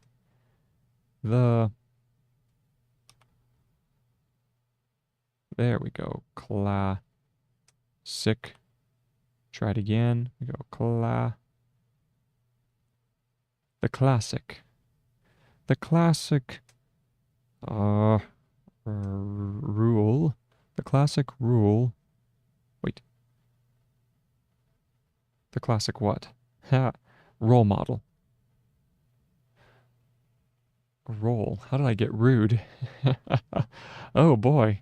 Oh, hopefully he wasn't a rude model. Well, one could say that Darwinianism is a bit of a rude model, but it's role. Role model. There we go. Role model would be Charles Darwin. He forced himself to write down and therefore elaborate on the, straighten this up because that looks like an R, and elaborate on the arguments that were most critical of his theories. And then here's his quote. I had during many years what is that? A golden rule. Followed a golden rule.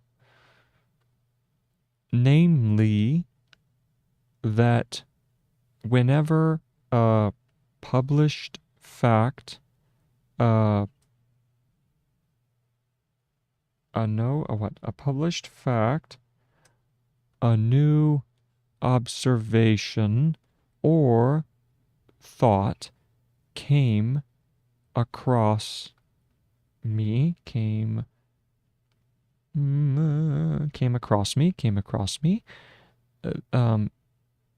that was, what was that? Which was opposed to my, general results, to make a memorandum of it without fail, and to at once. For I had found, let's see. Beautiful. There's found by experience that search that what? For I had found by experience that such. Let's take a look at that. It flips around on the other side. Okay. Get rid of that. That such facts and thoughts were far more apt. Let me check far. I think it's just FA, but yes. We're far more apt to escape. Check and see if that is escape. No need for the A, just ESKP. We're far more likely to escape from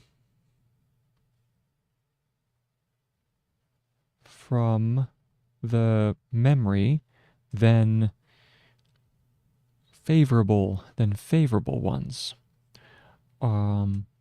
Owing to this habit, very few observations were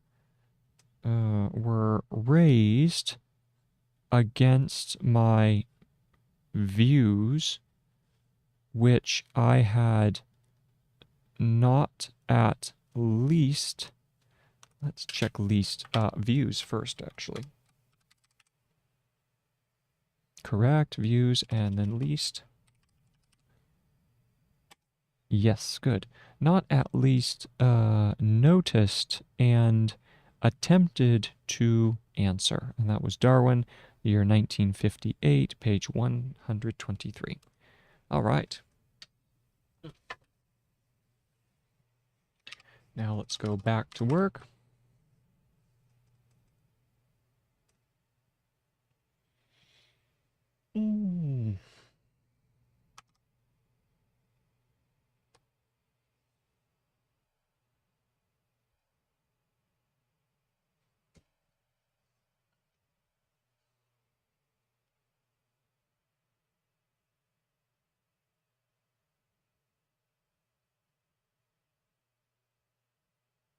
Okay. Ba-ba-ba-bum. Just checking this out here. Good, good. Reloads the page. Okay. Where was I? I was on. I just finished that paragraph. That's actually the end of page 77, so that's nice. Moving forward. This is a good, primarily mental technique to deal with confirmation bias. This is a good, primarily mental. So let's check that out.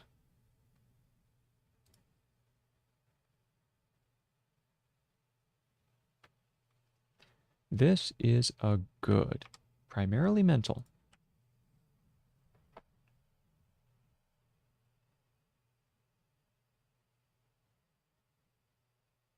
Bada boom, bada bang. Come on. Here we go.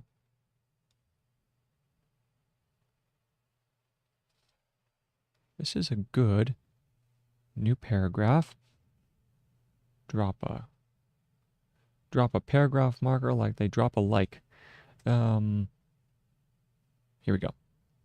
This is good, and then in parentheses, primarily mental, primary, P-R, I'm Mary. We go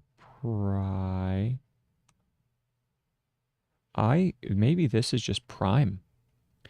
Prime might be enough. Nope, it requires the whole line, so we'll add it. We go primary. Yep.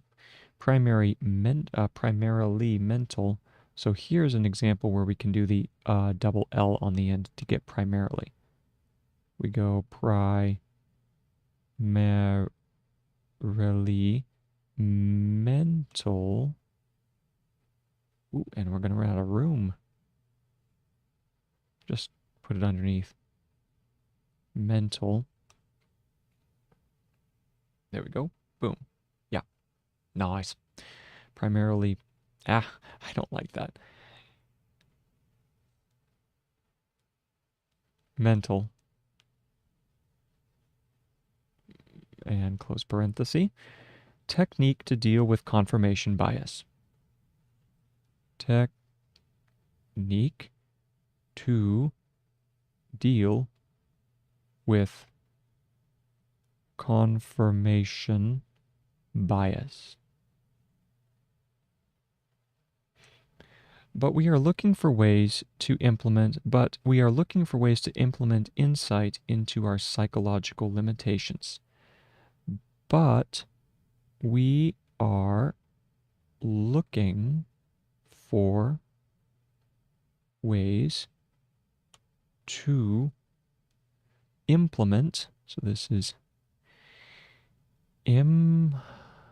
implement, yeah, that is that, yep, insight into our, we go insight into our psychological limitations. Psychological. Logic. Isn't that just the circle for logical? Let's check that.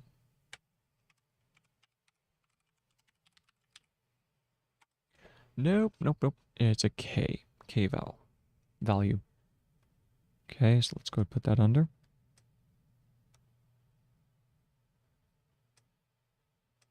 Psychological. Yeah, there we go.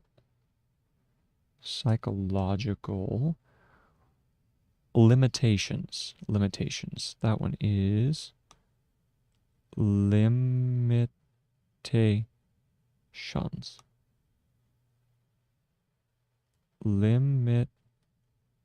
Limitations. Right? Or does it have to have a tation? Try it here. Limitation. Oh. Oh, well, the T is a lot shorter, but everything else is the same. Limit. Limite and then shuns to curve back in. Is in an external system. In an external system. We want to make the right decisions without too much mental effort. Here we go. We want to make the right oh yeah, this is decisions without too much mental effort.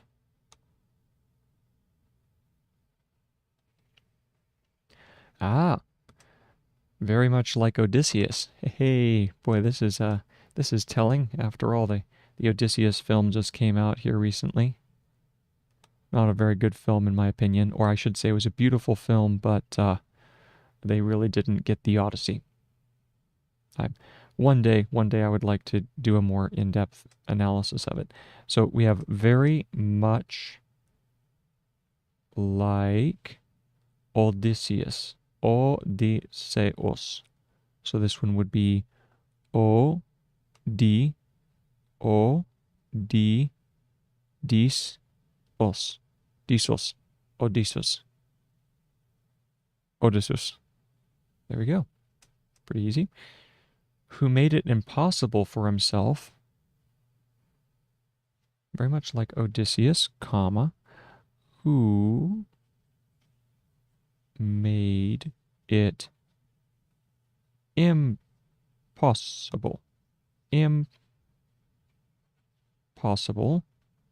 for himself to follow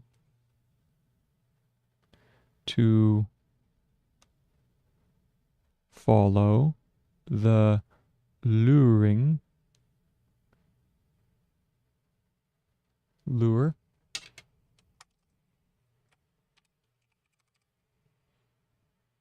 Yes. No need for the vowel, just LR. The luring. What was that? Singing of the sirens. Singing of the sirens. And that flips back around. Sirens. By getting himself tied to the mast of his ship. By getting himself tied Oh, flips around, tied to the mast of his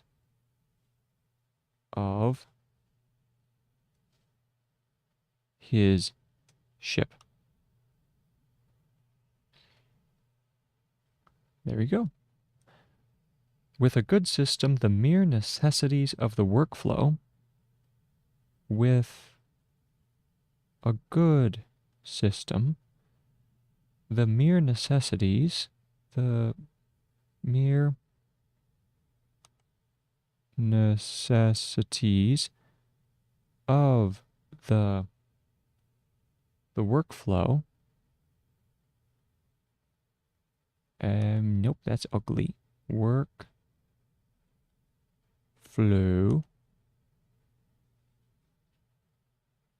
There we go. Of the workflow will force us to act more virtuously. Of the workflow will force us to act more virtuously. That is, wasn't that the veros e? I think will act more virtuously. I don't know about that. Let's check it. Virtuos. Ah, that's right. Yes, it flips back around. It requires a flip around, a flipperoloo. Here we go. Virtuos and then ly. Virtuously without actually having to become more virtuous. Without actually, so that's actually becoming, maybe down here, becoming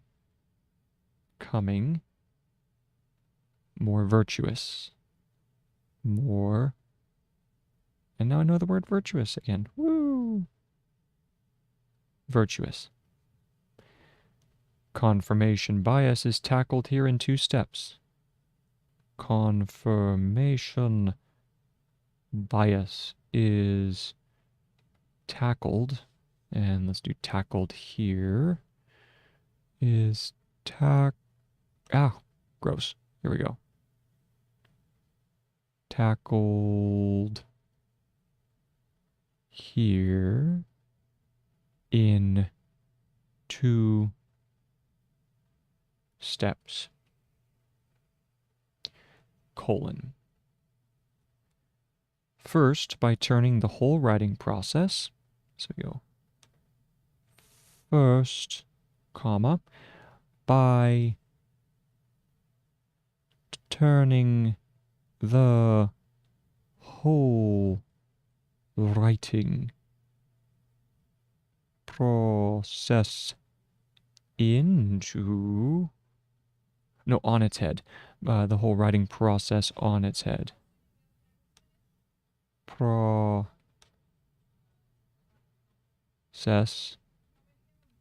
on its head, comma, and secondly, by changing the incentives. And secondly, and he actually alluded to this, come to think of it, we'll get into it once he writes it down. And secondly,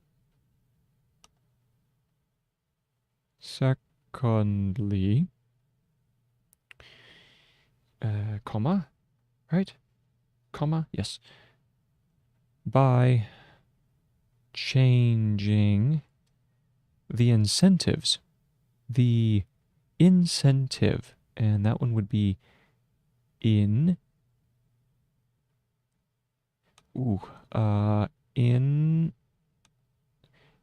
Which way does the S go?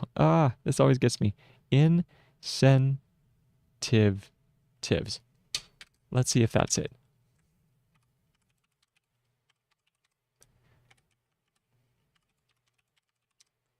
incentive. Hey, look at that. The only thing I forgot was the diphthong. So we go incentives.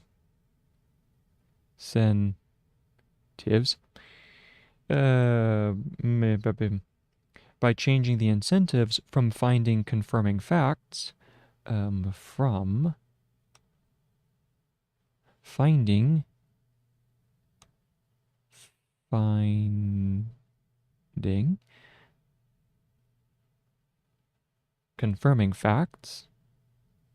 confirming facts, to an indiscriminate gathering. To an indiscriminate. So that one would be and then crimnate?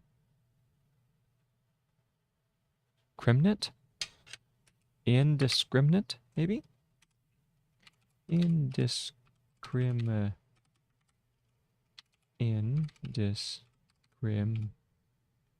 There it is. Ooh, that's a long one.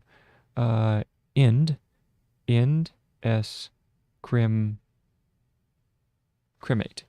Okay. Oh, and that is criminate. That is a long stroke. Here we go. Indiscriminate. There we go. Indiscriminate gathering. Add a line below. This is page number 9. So we go H, T, T, S, in, 10, page 9. Go.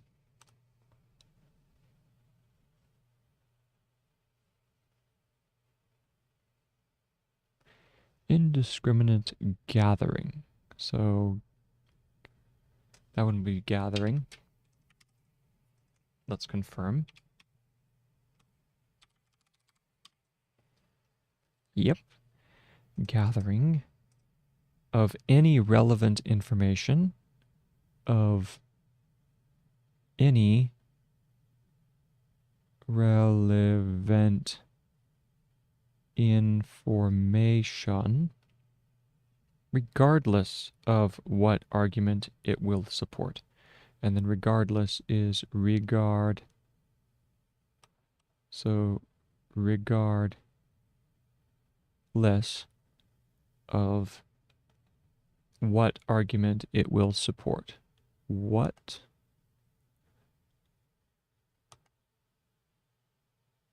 argument it will support. Nice. And that was the end of the paragraph. Drop a mark. This is a good primarily mental technique. So now we're going to go ahead and read back through.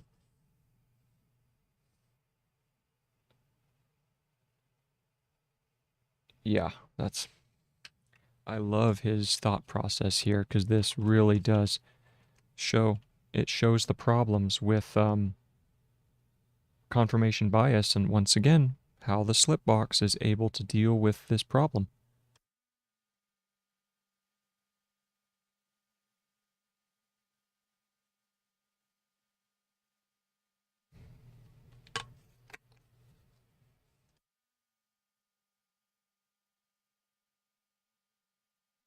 Okay, so we have superort, and now we're going to go ahead and go back through, find the previous paragraph marker, which is, we're looking for, this is a good primarily mental, so it looks, there's mental, so let's go back up here to this part at this. Here we go. This is a good primarily mental technique to deal with confirmation bias. But we are looking for ways to implement implement. Let me check implement, because that's employ, but it could also be implement. And that, yeah, so this one, I think I was confusing it with employ. So implement does require the em ending. So we'll start up here, implement. Okay, so there's implement insight into our psychological limitations in an external system. We want to make the right decisions without too much mental effort. Very much like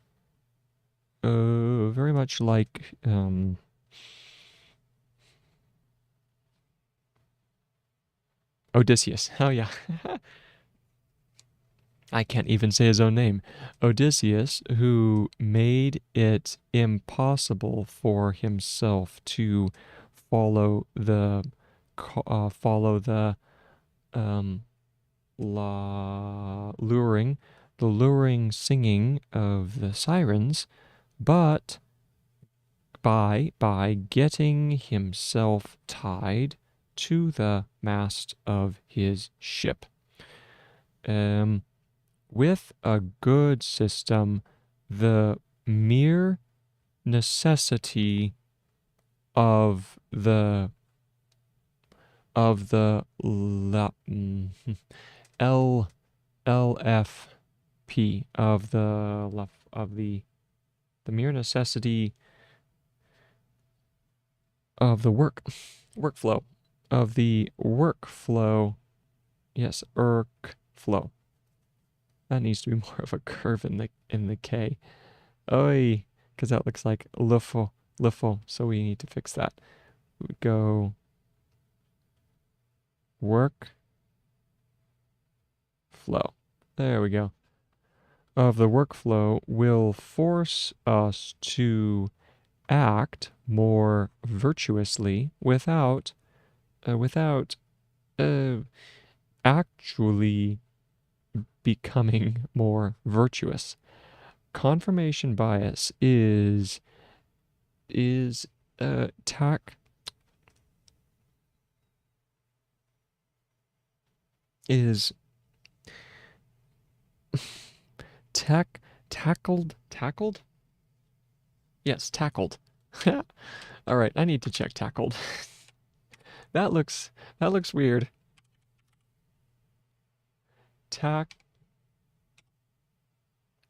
That's tackle. Yeah, that oh, okay, there's a little bit more of a sharp curve there, so yeah, is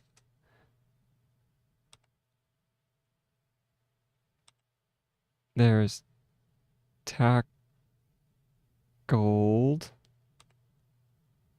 Yeah, we'll do a disjointed one, that way it's easier to see. So we're gonna go tackled here in 2 steps. First, by turning the whole writing process on its head, and secondly, by changing the incentives from finding confirming facts to indiscriminate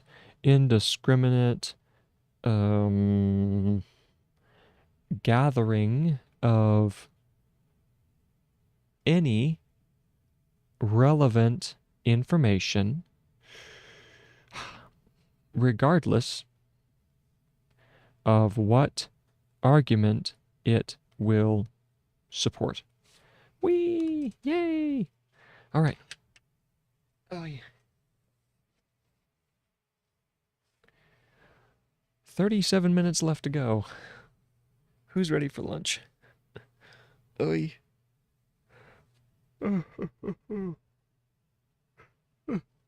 Pardon me. Pardon me. The linear process promoted by many study guides. So here's our next paragraph. The linear process promoted by many study guides. So we need linear.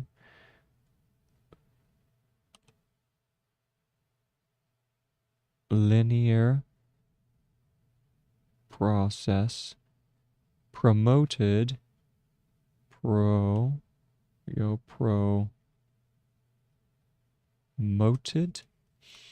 maybe.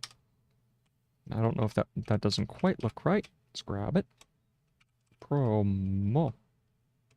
Molt. Well, A. PR and then just M. PRM. Promoted.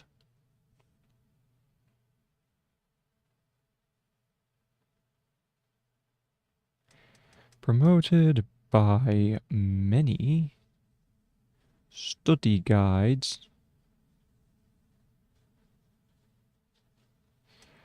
which insanely starts with the decision, so comma, which insanely, well, that's strong language.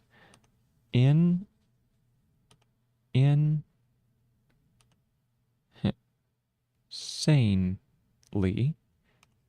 Let's see if that's insane.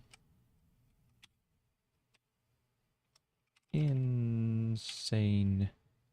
Yes, because that would be insane, and then insanely, just add an E on the end. Which insanely starts with a decision on the hypothesis, which insanely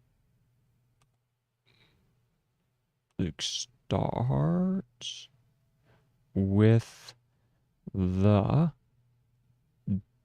decision. So decision to,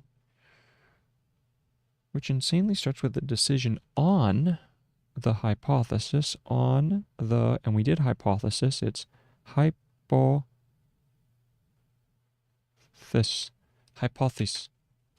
See if I curved it correctly. Oh, so it curves the other way, and then you have a double S. So you have to have all those little steps. So this is high, I, little higher. So we go I, oh, but no O at the base. So we can cut that out. It's high, thesis. Hype, so it's hype, thesis. Hype thesis. And it cuts it more in half. So we go here, hype thesis, the hypothesis, which insanely starts with the decision on the hypothesis or the topic. So we go, or the topic, a good old friend, to write about,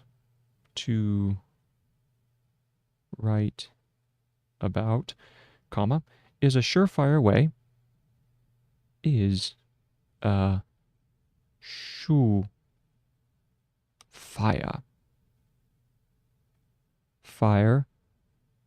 way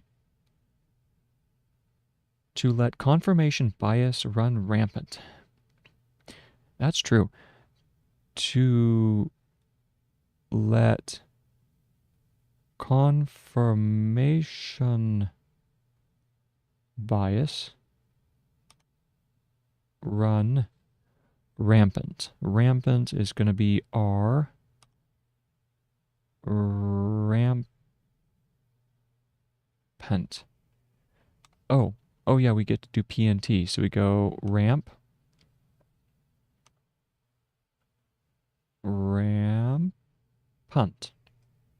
Let's see if that is rampant.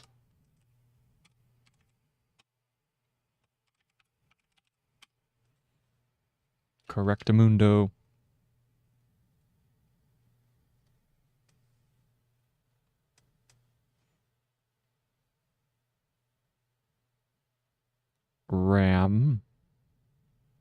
punt. Oh, and it curves down just a little more too. So we go ram. Come on. I'm going to ram it home. Here we go. Up. And then. Whoop. There we go. Rampant. Which allows it to run rampant. End of sentence. First, you basically fix your present understanding. So we go first, comma. You basically, so that's basically fix your, and fix is funny.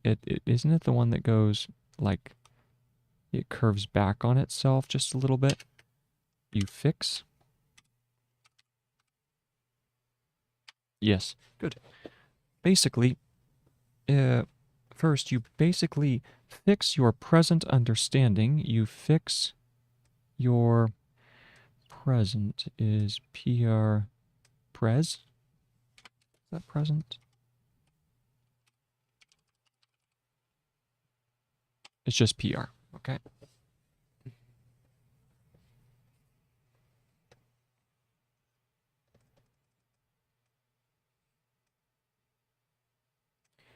You fix your present understanding.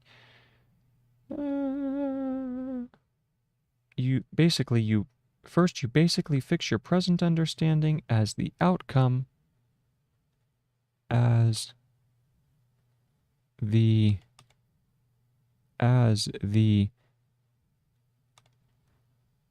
outcome, instead of using it as the starting point, comma, is that comma or no? Just instead, instead of using it as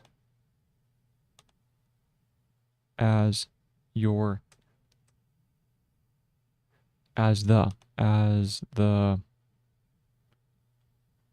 starting point. So that's point. Instead of using it as the starting point, priming yourself for one-sided perception. Priming yourself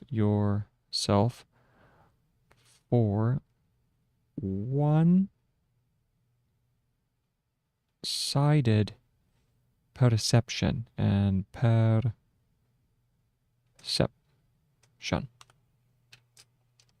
I need to check point, to be honest. Oint, is it? Oh, int. Oh, that's right. Starting oint, so it actually flips around the other way. So we start with oint as the starting point. Priming is the other word I need to look up.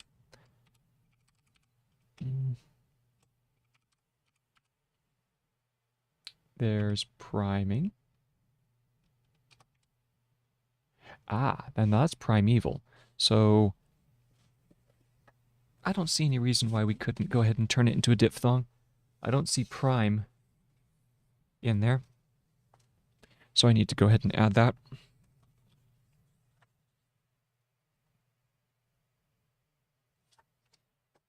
So I'll add prime, and for right now, let's go ahead and change this little guy to prime. P-R-I-M. And then priming yourself for one-sided perception is the next term. Let's check that. Isn't that ception? Come to think of it? No. Oh, perfect. Perfect. Yep. That's exactly what I have. All right. And that was the priming yourself for one-sided perception. Then you artificially create a conflict of interest. Then you, and artificially is artif.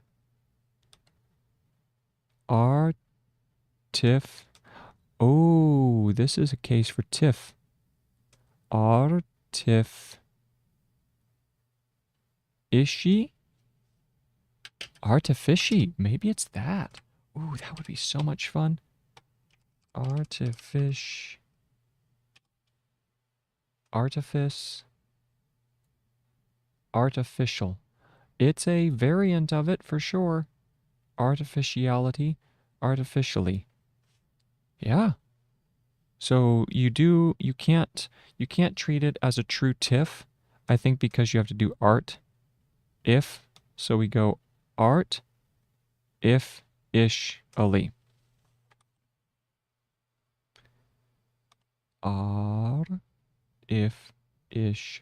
Artificially.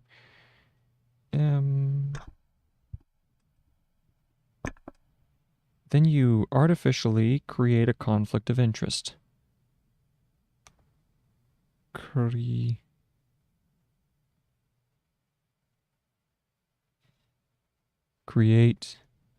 a conflict.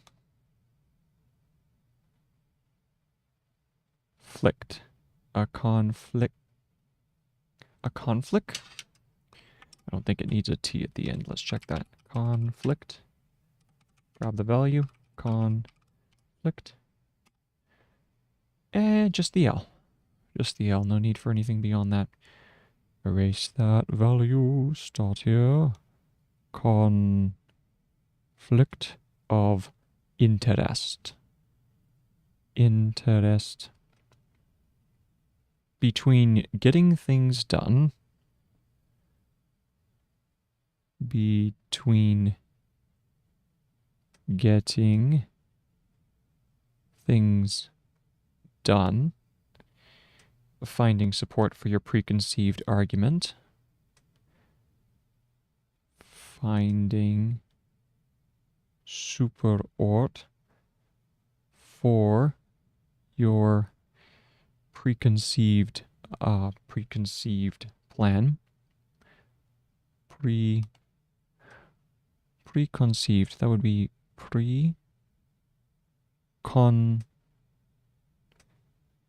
conceive, isn't it?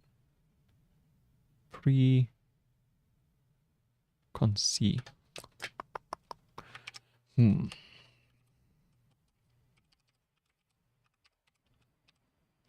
Preconceived. Yeah, that is correct. It's just that the S turns back in on itself. Okay. Preconceived. Preconceived plan, argument.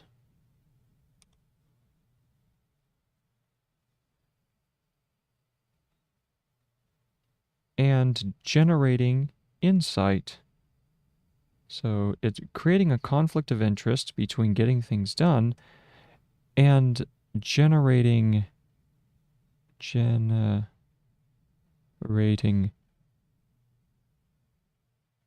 insight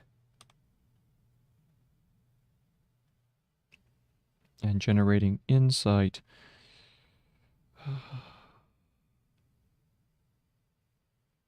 comma, turning any departure, comma, turning any departure, turning any departure. This would be departure,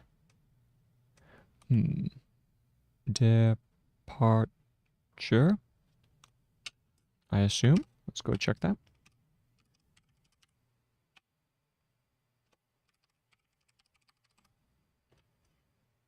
Correct. The T, it's close enough. The T is a little shorter than the P, so we're good. Turning any departure from your preconceived plan, turning any departure from your preconceived plan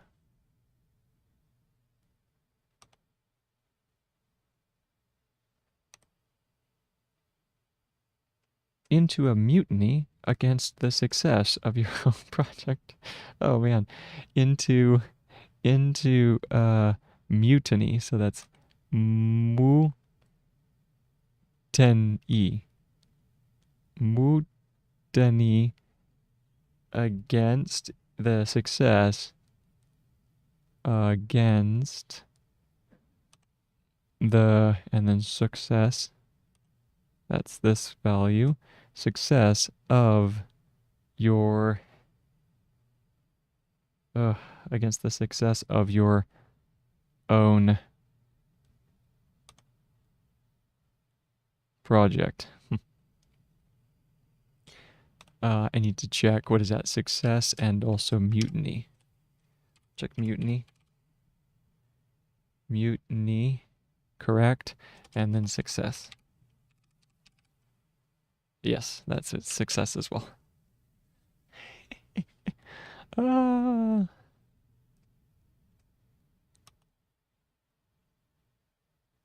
Success of your own project. This is a good rule of thumb. This is a good rule of thumb. Check thumb.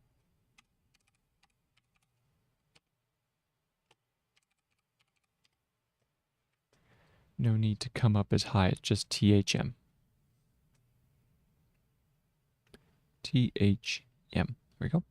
This is a good rule of thumb.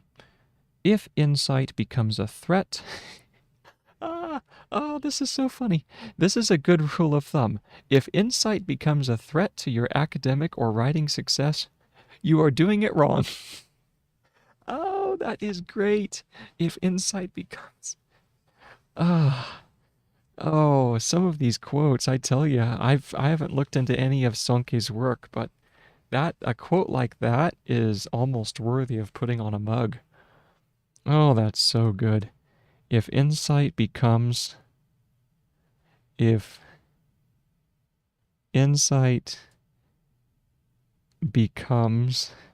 threat to your academic or writing success, becomes a threat to your academic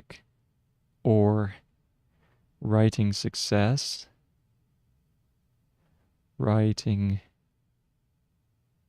success, you are doing it wrong. Wow. All right. Let's go ahead and jump back, because that was the end of the paragraph. So now we'll go back through, find the beginning of the linear process, which was right here at the base of the last sentence. Here we go. So and then we zoom out here, and we go over to linear. There's linear right there. Grab our little marker.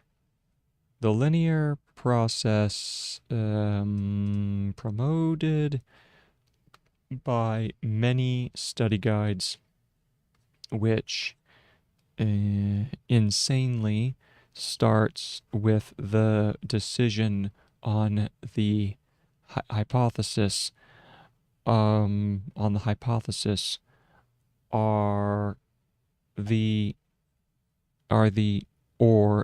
topic to write about is a surefire way to let confirmation bias run rampant.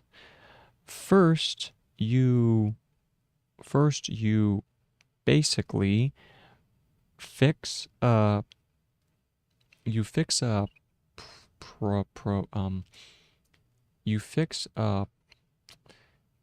what is pro? Basically you fix a what? You fix your present, that's right. You fix your present understanding as the outcome instead of using it as the, and this should be a phrase right here. So this is as the, It's actually one of the more useful ones. As the starting point, priming yourself for one-sided perception. Then you artificially create a conflict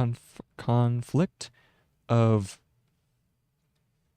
interest between getting things done, which is finding support for your preconceived argument, and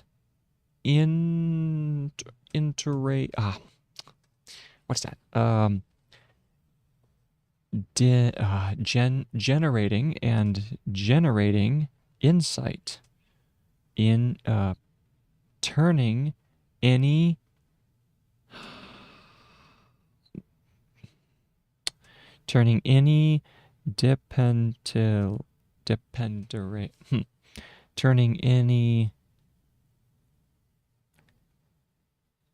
departure. There we go.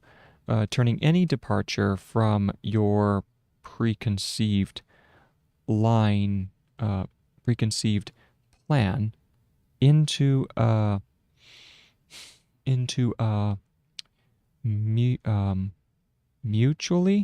mutiny against the success of your own project. This is a good rule of thumb.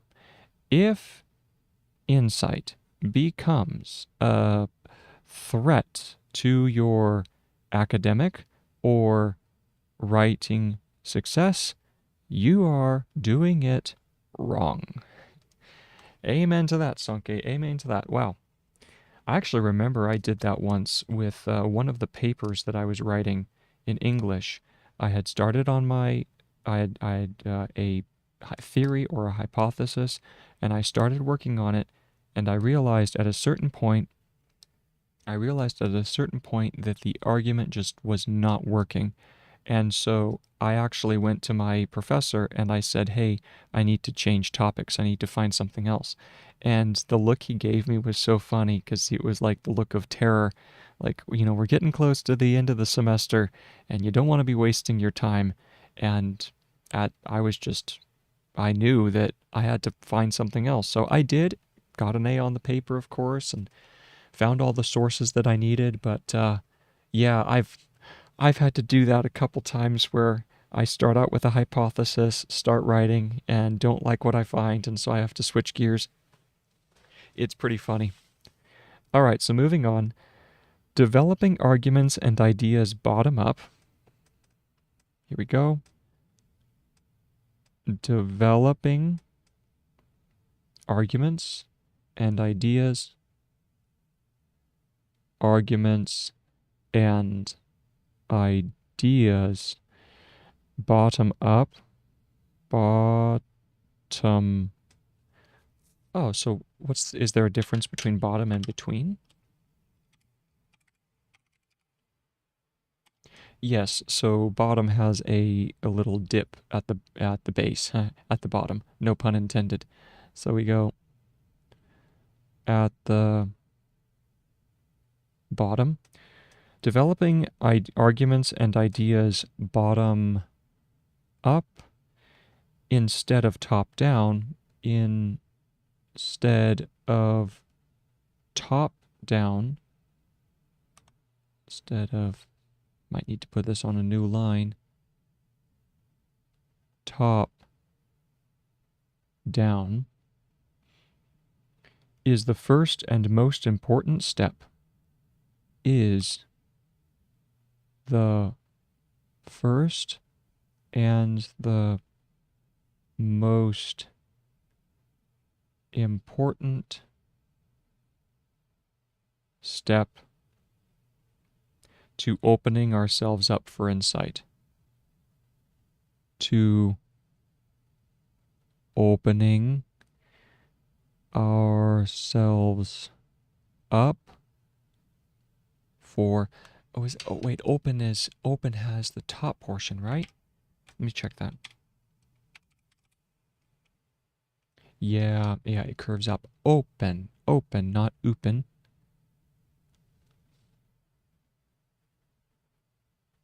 Opening ourselves up for insight.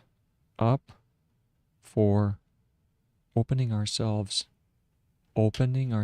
up. But then up is oop, right? Yeah, so open, oop. Open, oop. That's how you can tell the difference. For insight. For insight.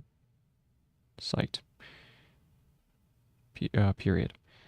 We should be able to focus on the most insightful ideas. We should be able, and remember, should be able is this form here. We should be able to what? We should be able to focus on the most insightful ideas, to focus and then on the most insightful ideas. So we go on the most insightful ideas we encounter. And then encounter's fun. We encounter and welcome the most surprising turns. And welcome. Oh, that's easy. That's just come the most surprising turns of events. So we go surprising turns of events. Like that. Without jeopardizing our progress. So without and then jeopardizing, I'm going to take a stab at it. We go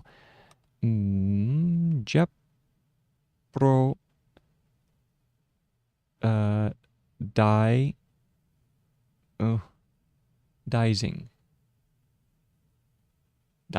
Yeah. Let's check that out.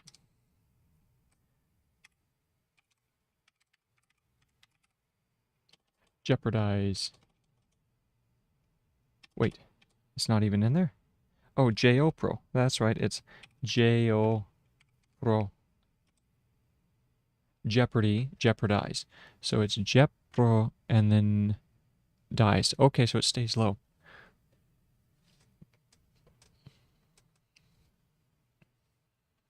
So we go without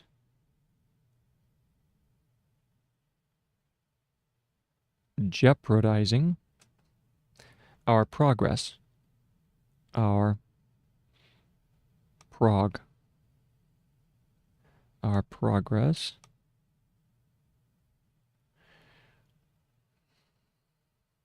Or even better, so comma, or even better,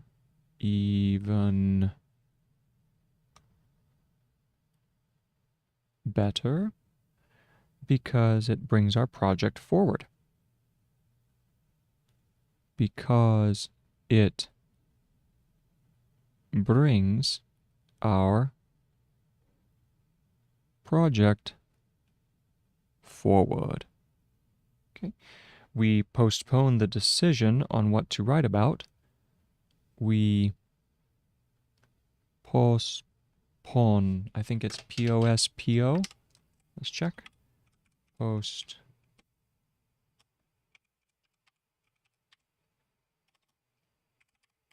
Postpone. Oh, that's right. I keep on forgetting about the prefix post. Postpone. We postpone the decision on what to write about. We postpone the decision to on what? We postpone the decision on what to write about specifically. We postpone the decision on what to write about specifically and focus on building a critical mass. There's that term again. And focus on building a critical mass. Building a critical. Was that the K? Critical, or is it the circle? I'll check it in just a little bit. Critical mass within the slip box. Check that here. Gonna go critical. It is the circle. It is the circle. Critic. Oh, because that would be critique, wouldn't it?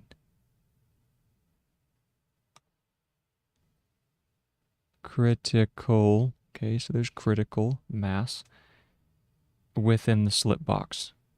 Within the slip box. Okay? Instead of having the hypothesis in mind all the time, we want to, and then he's going to continue on the next page. So, slip box. Period. Instead of having the hypothesis, having the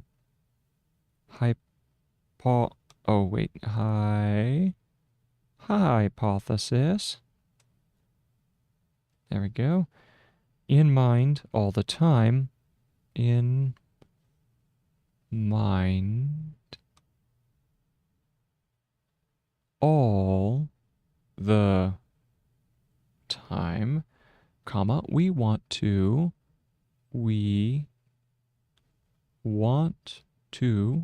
colon, new line. Confirm that we have separated tasks and focus on understanding the text we read. So we go confirm that we have separated tasks and focus on understanding the text we read. The text we read. The next line, make sure we have given a true account of its content. Another important line. Make sure we have given a true account of its content. And the final one is find the relevance of it and make connections. Find the relevance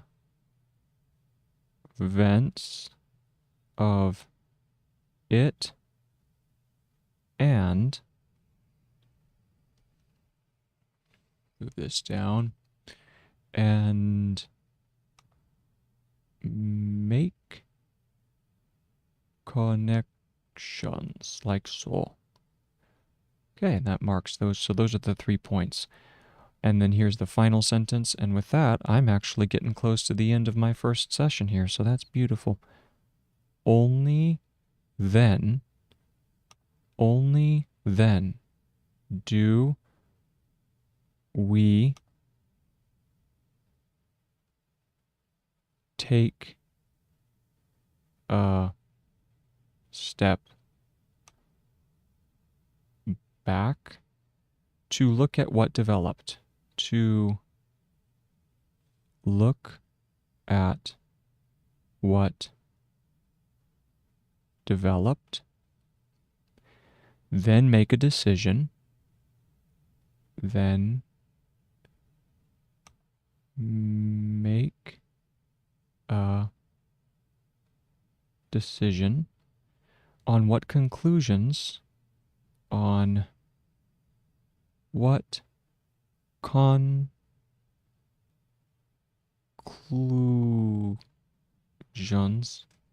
something like that. Let's check it. Oh, wow. Wow. Conclusion is just the K and then the SH. Nice. Conclusions. What's this? Conclusions. On what conclusions are to be drawn from it? Are to be drawn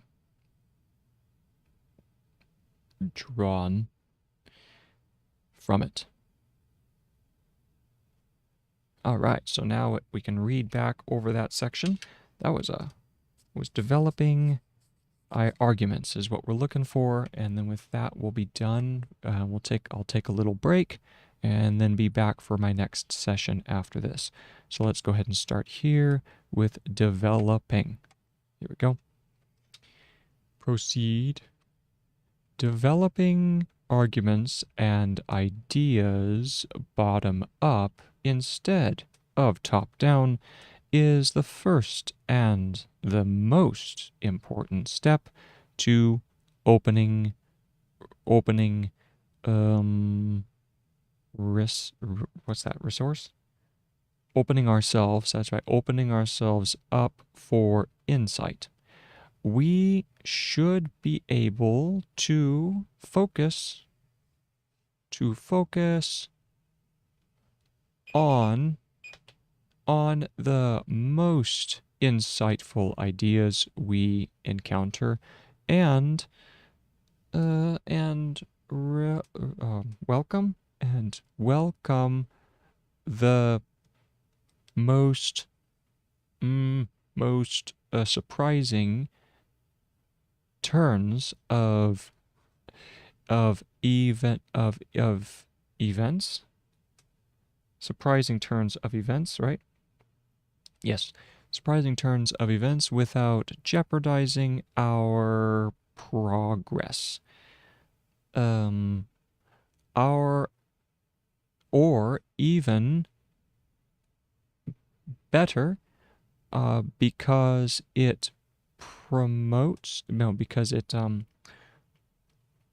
it brings our project forward. We postpone the decision on what to write about specifically and focus on building a critical mass within the slipbox instead of having that was a sentence. Instead of having the hypothesis in mind all the time, we want to first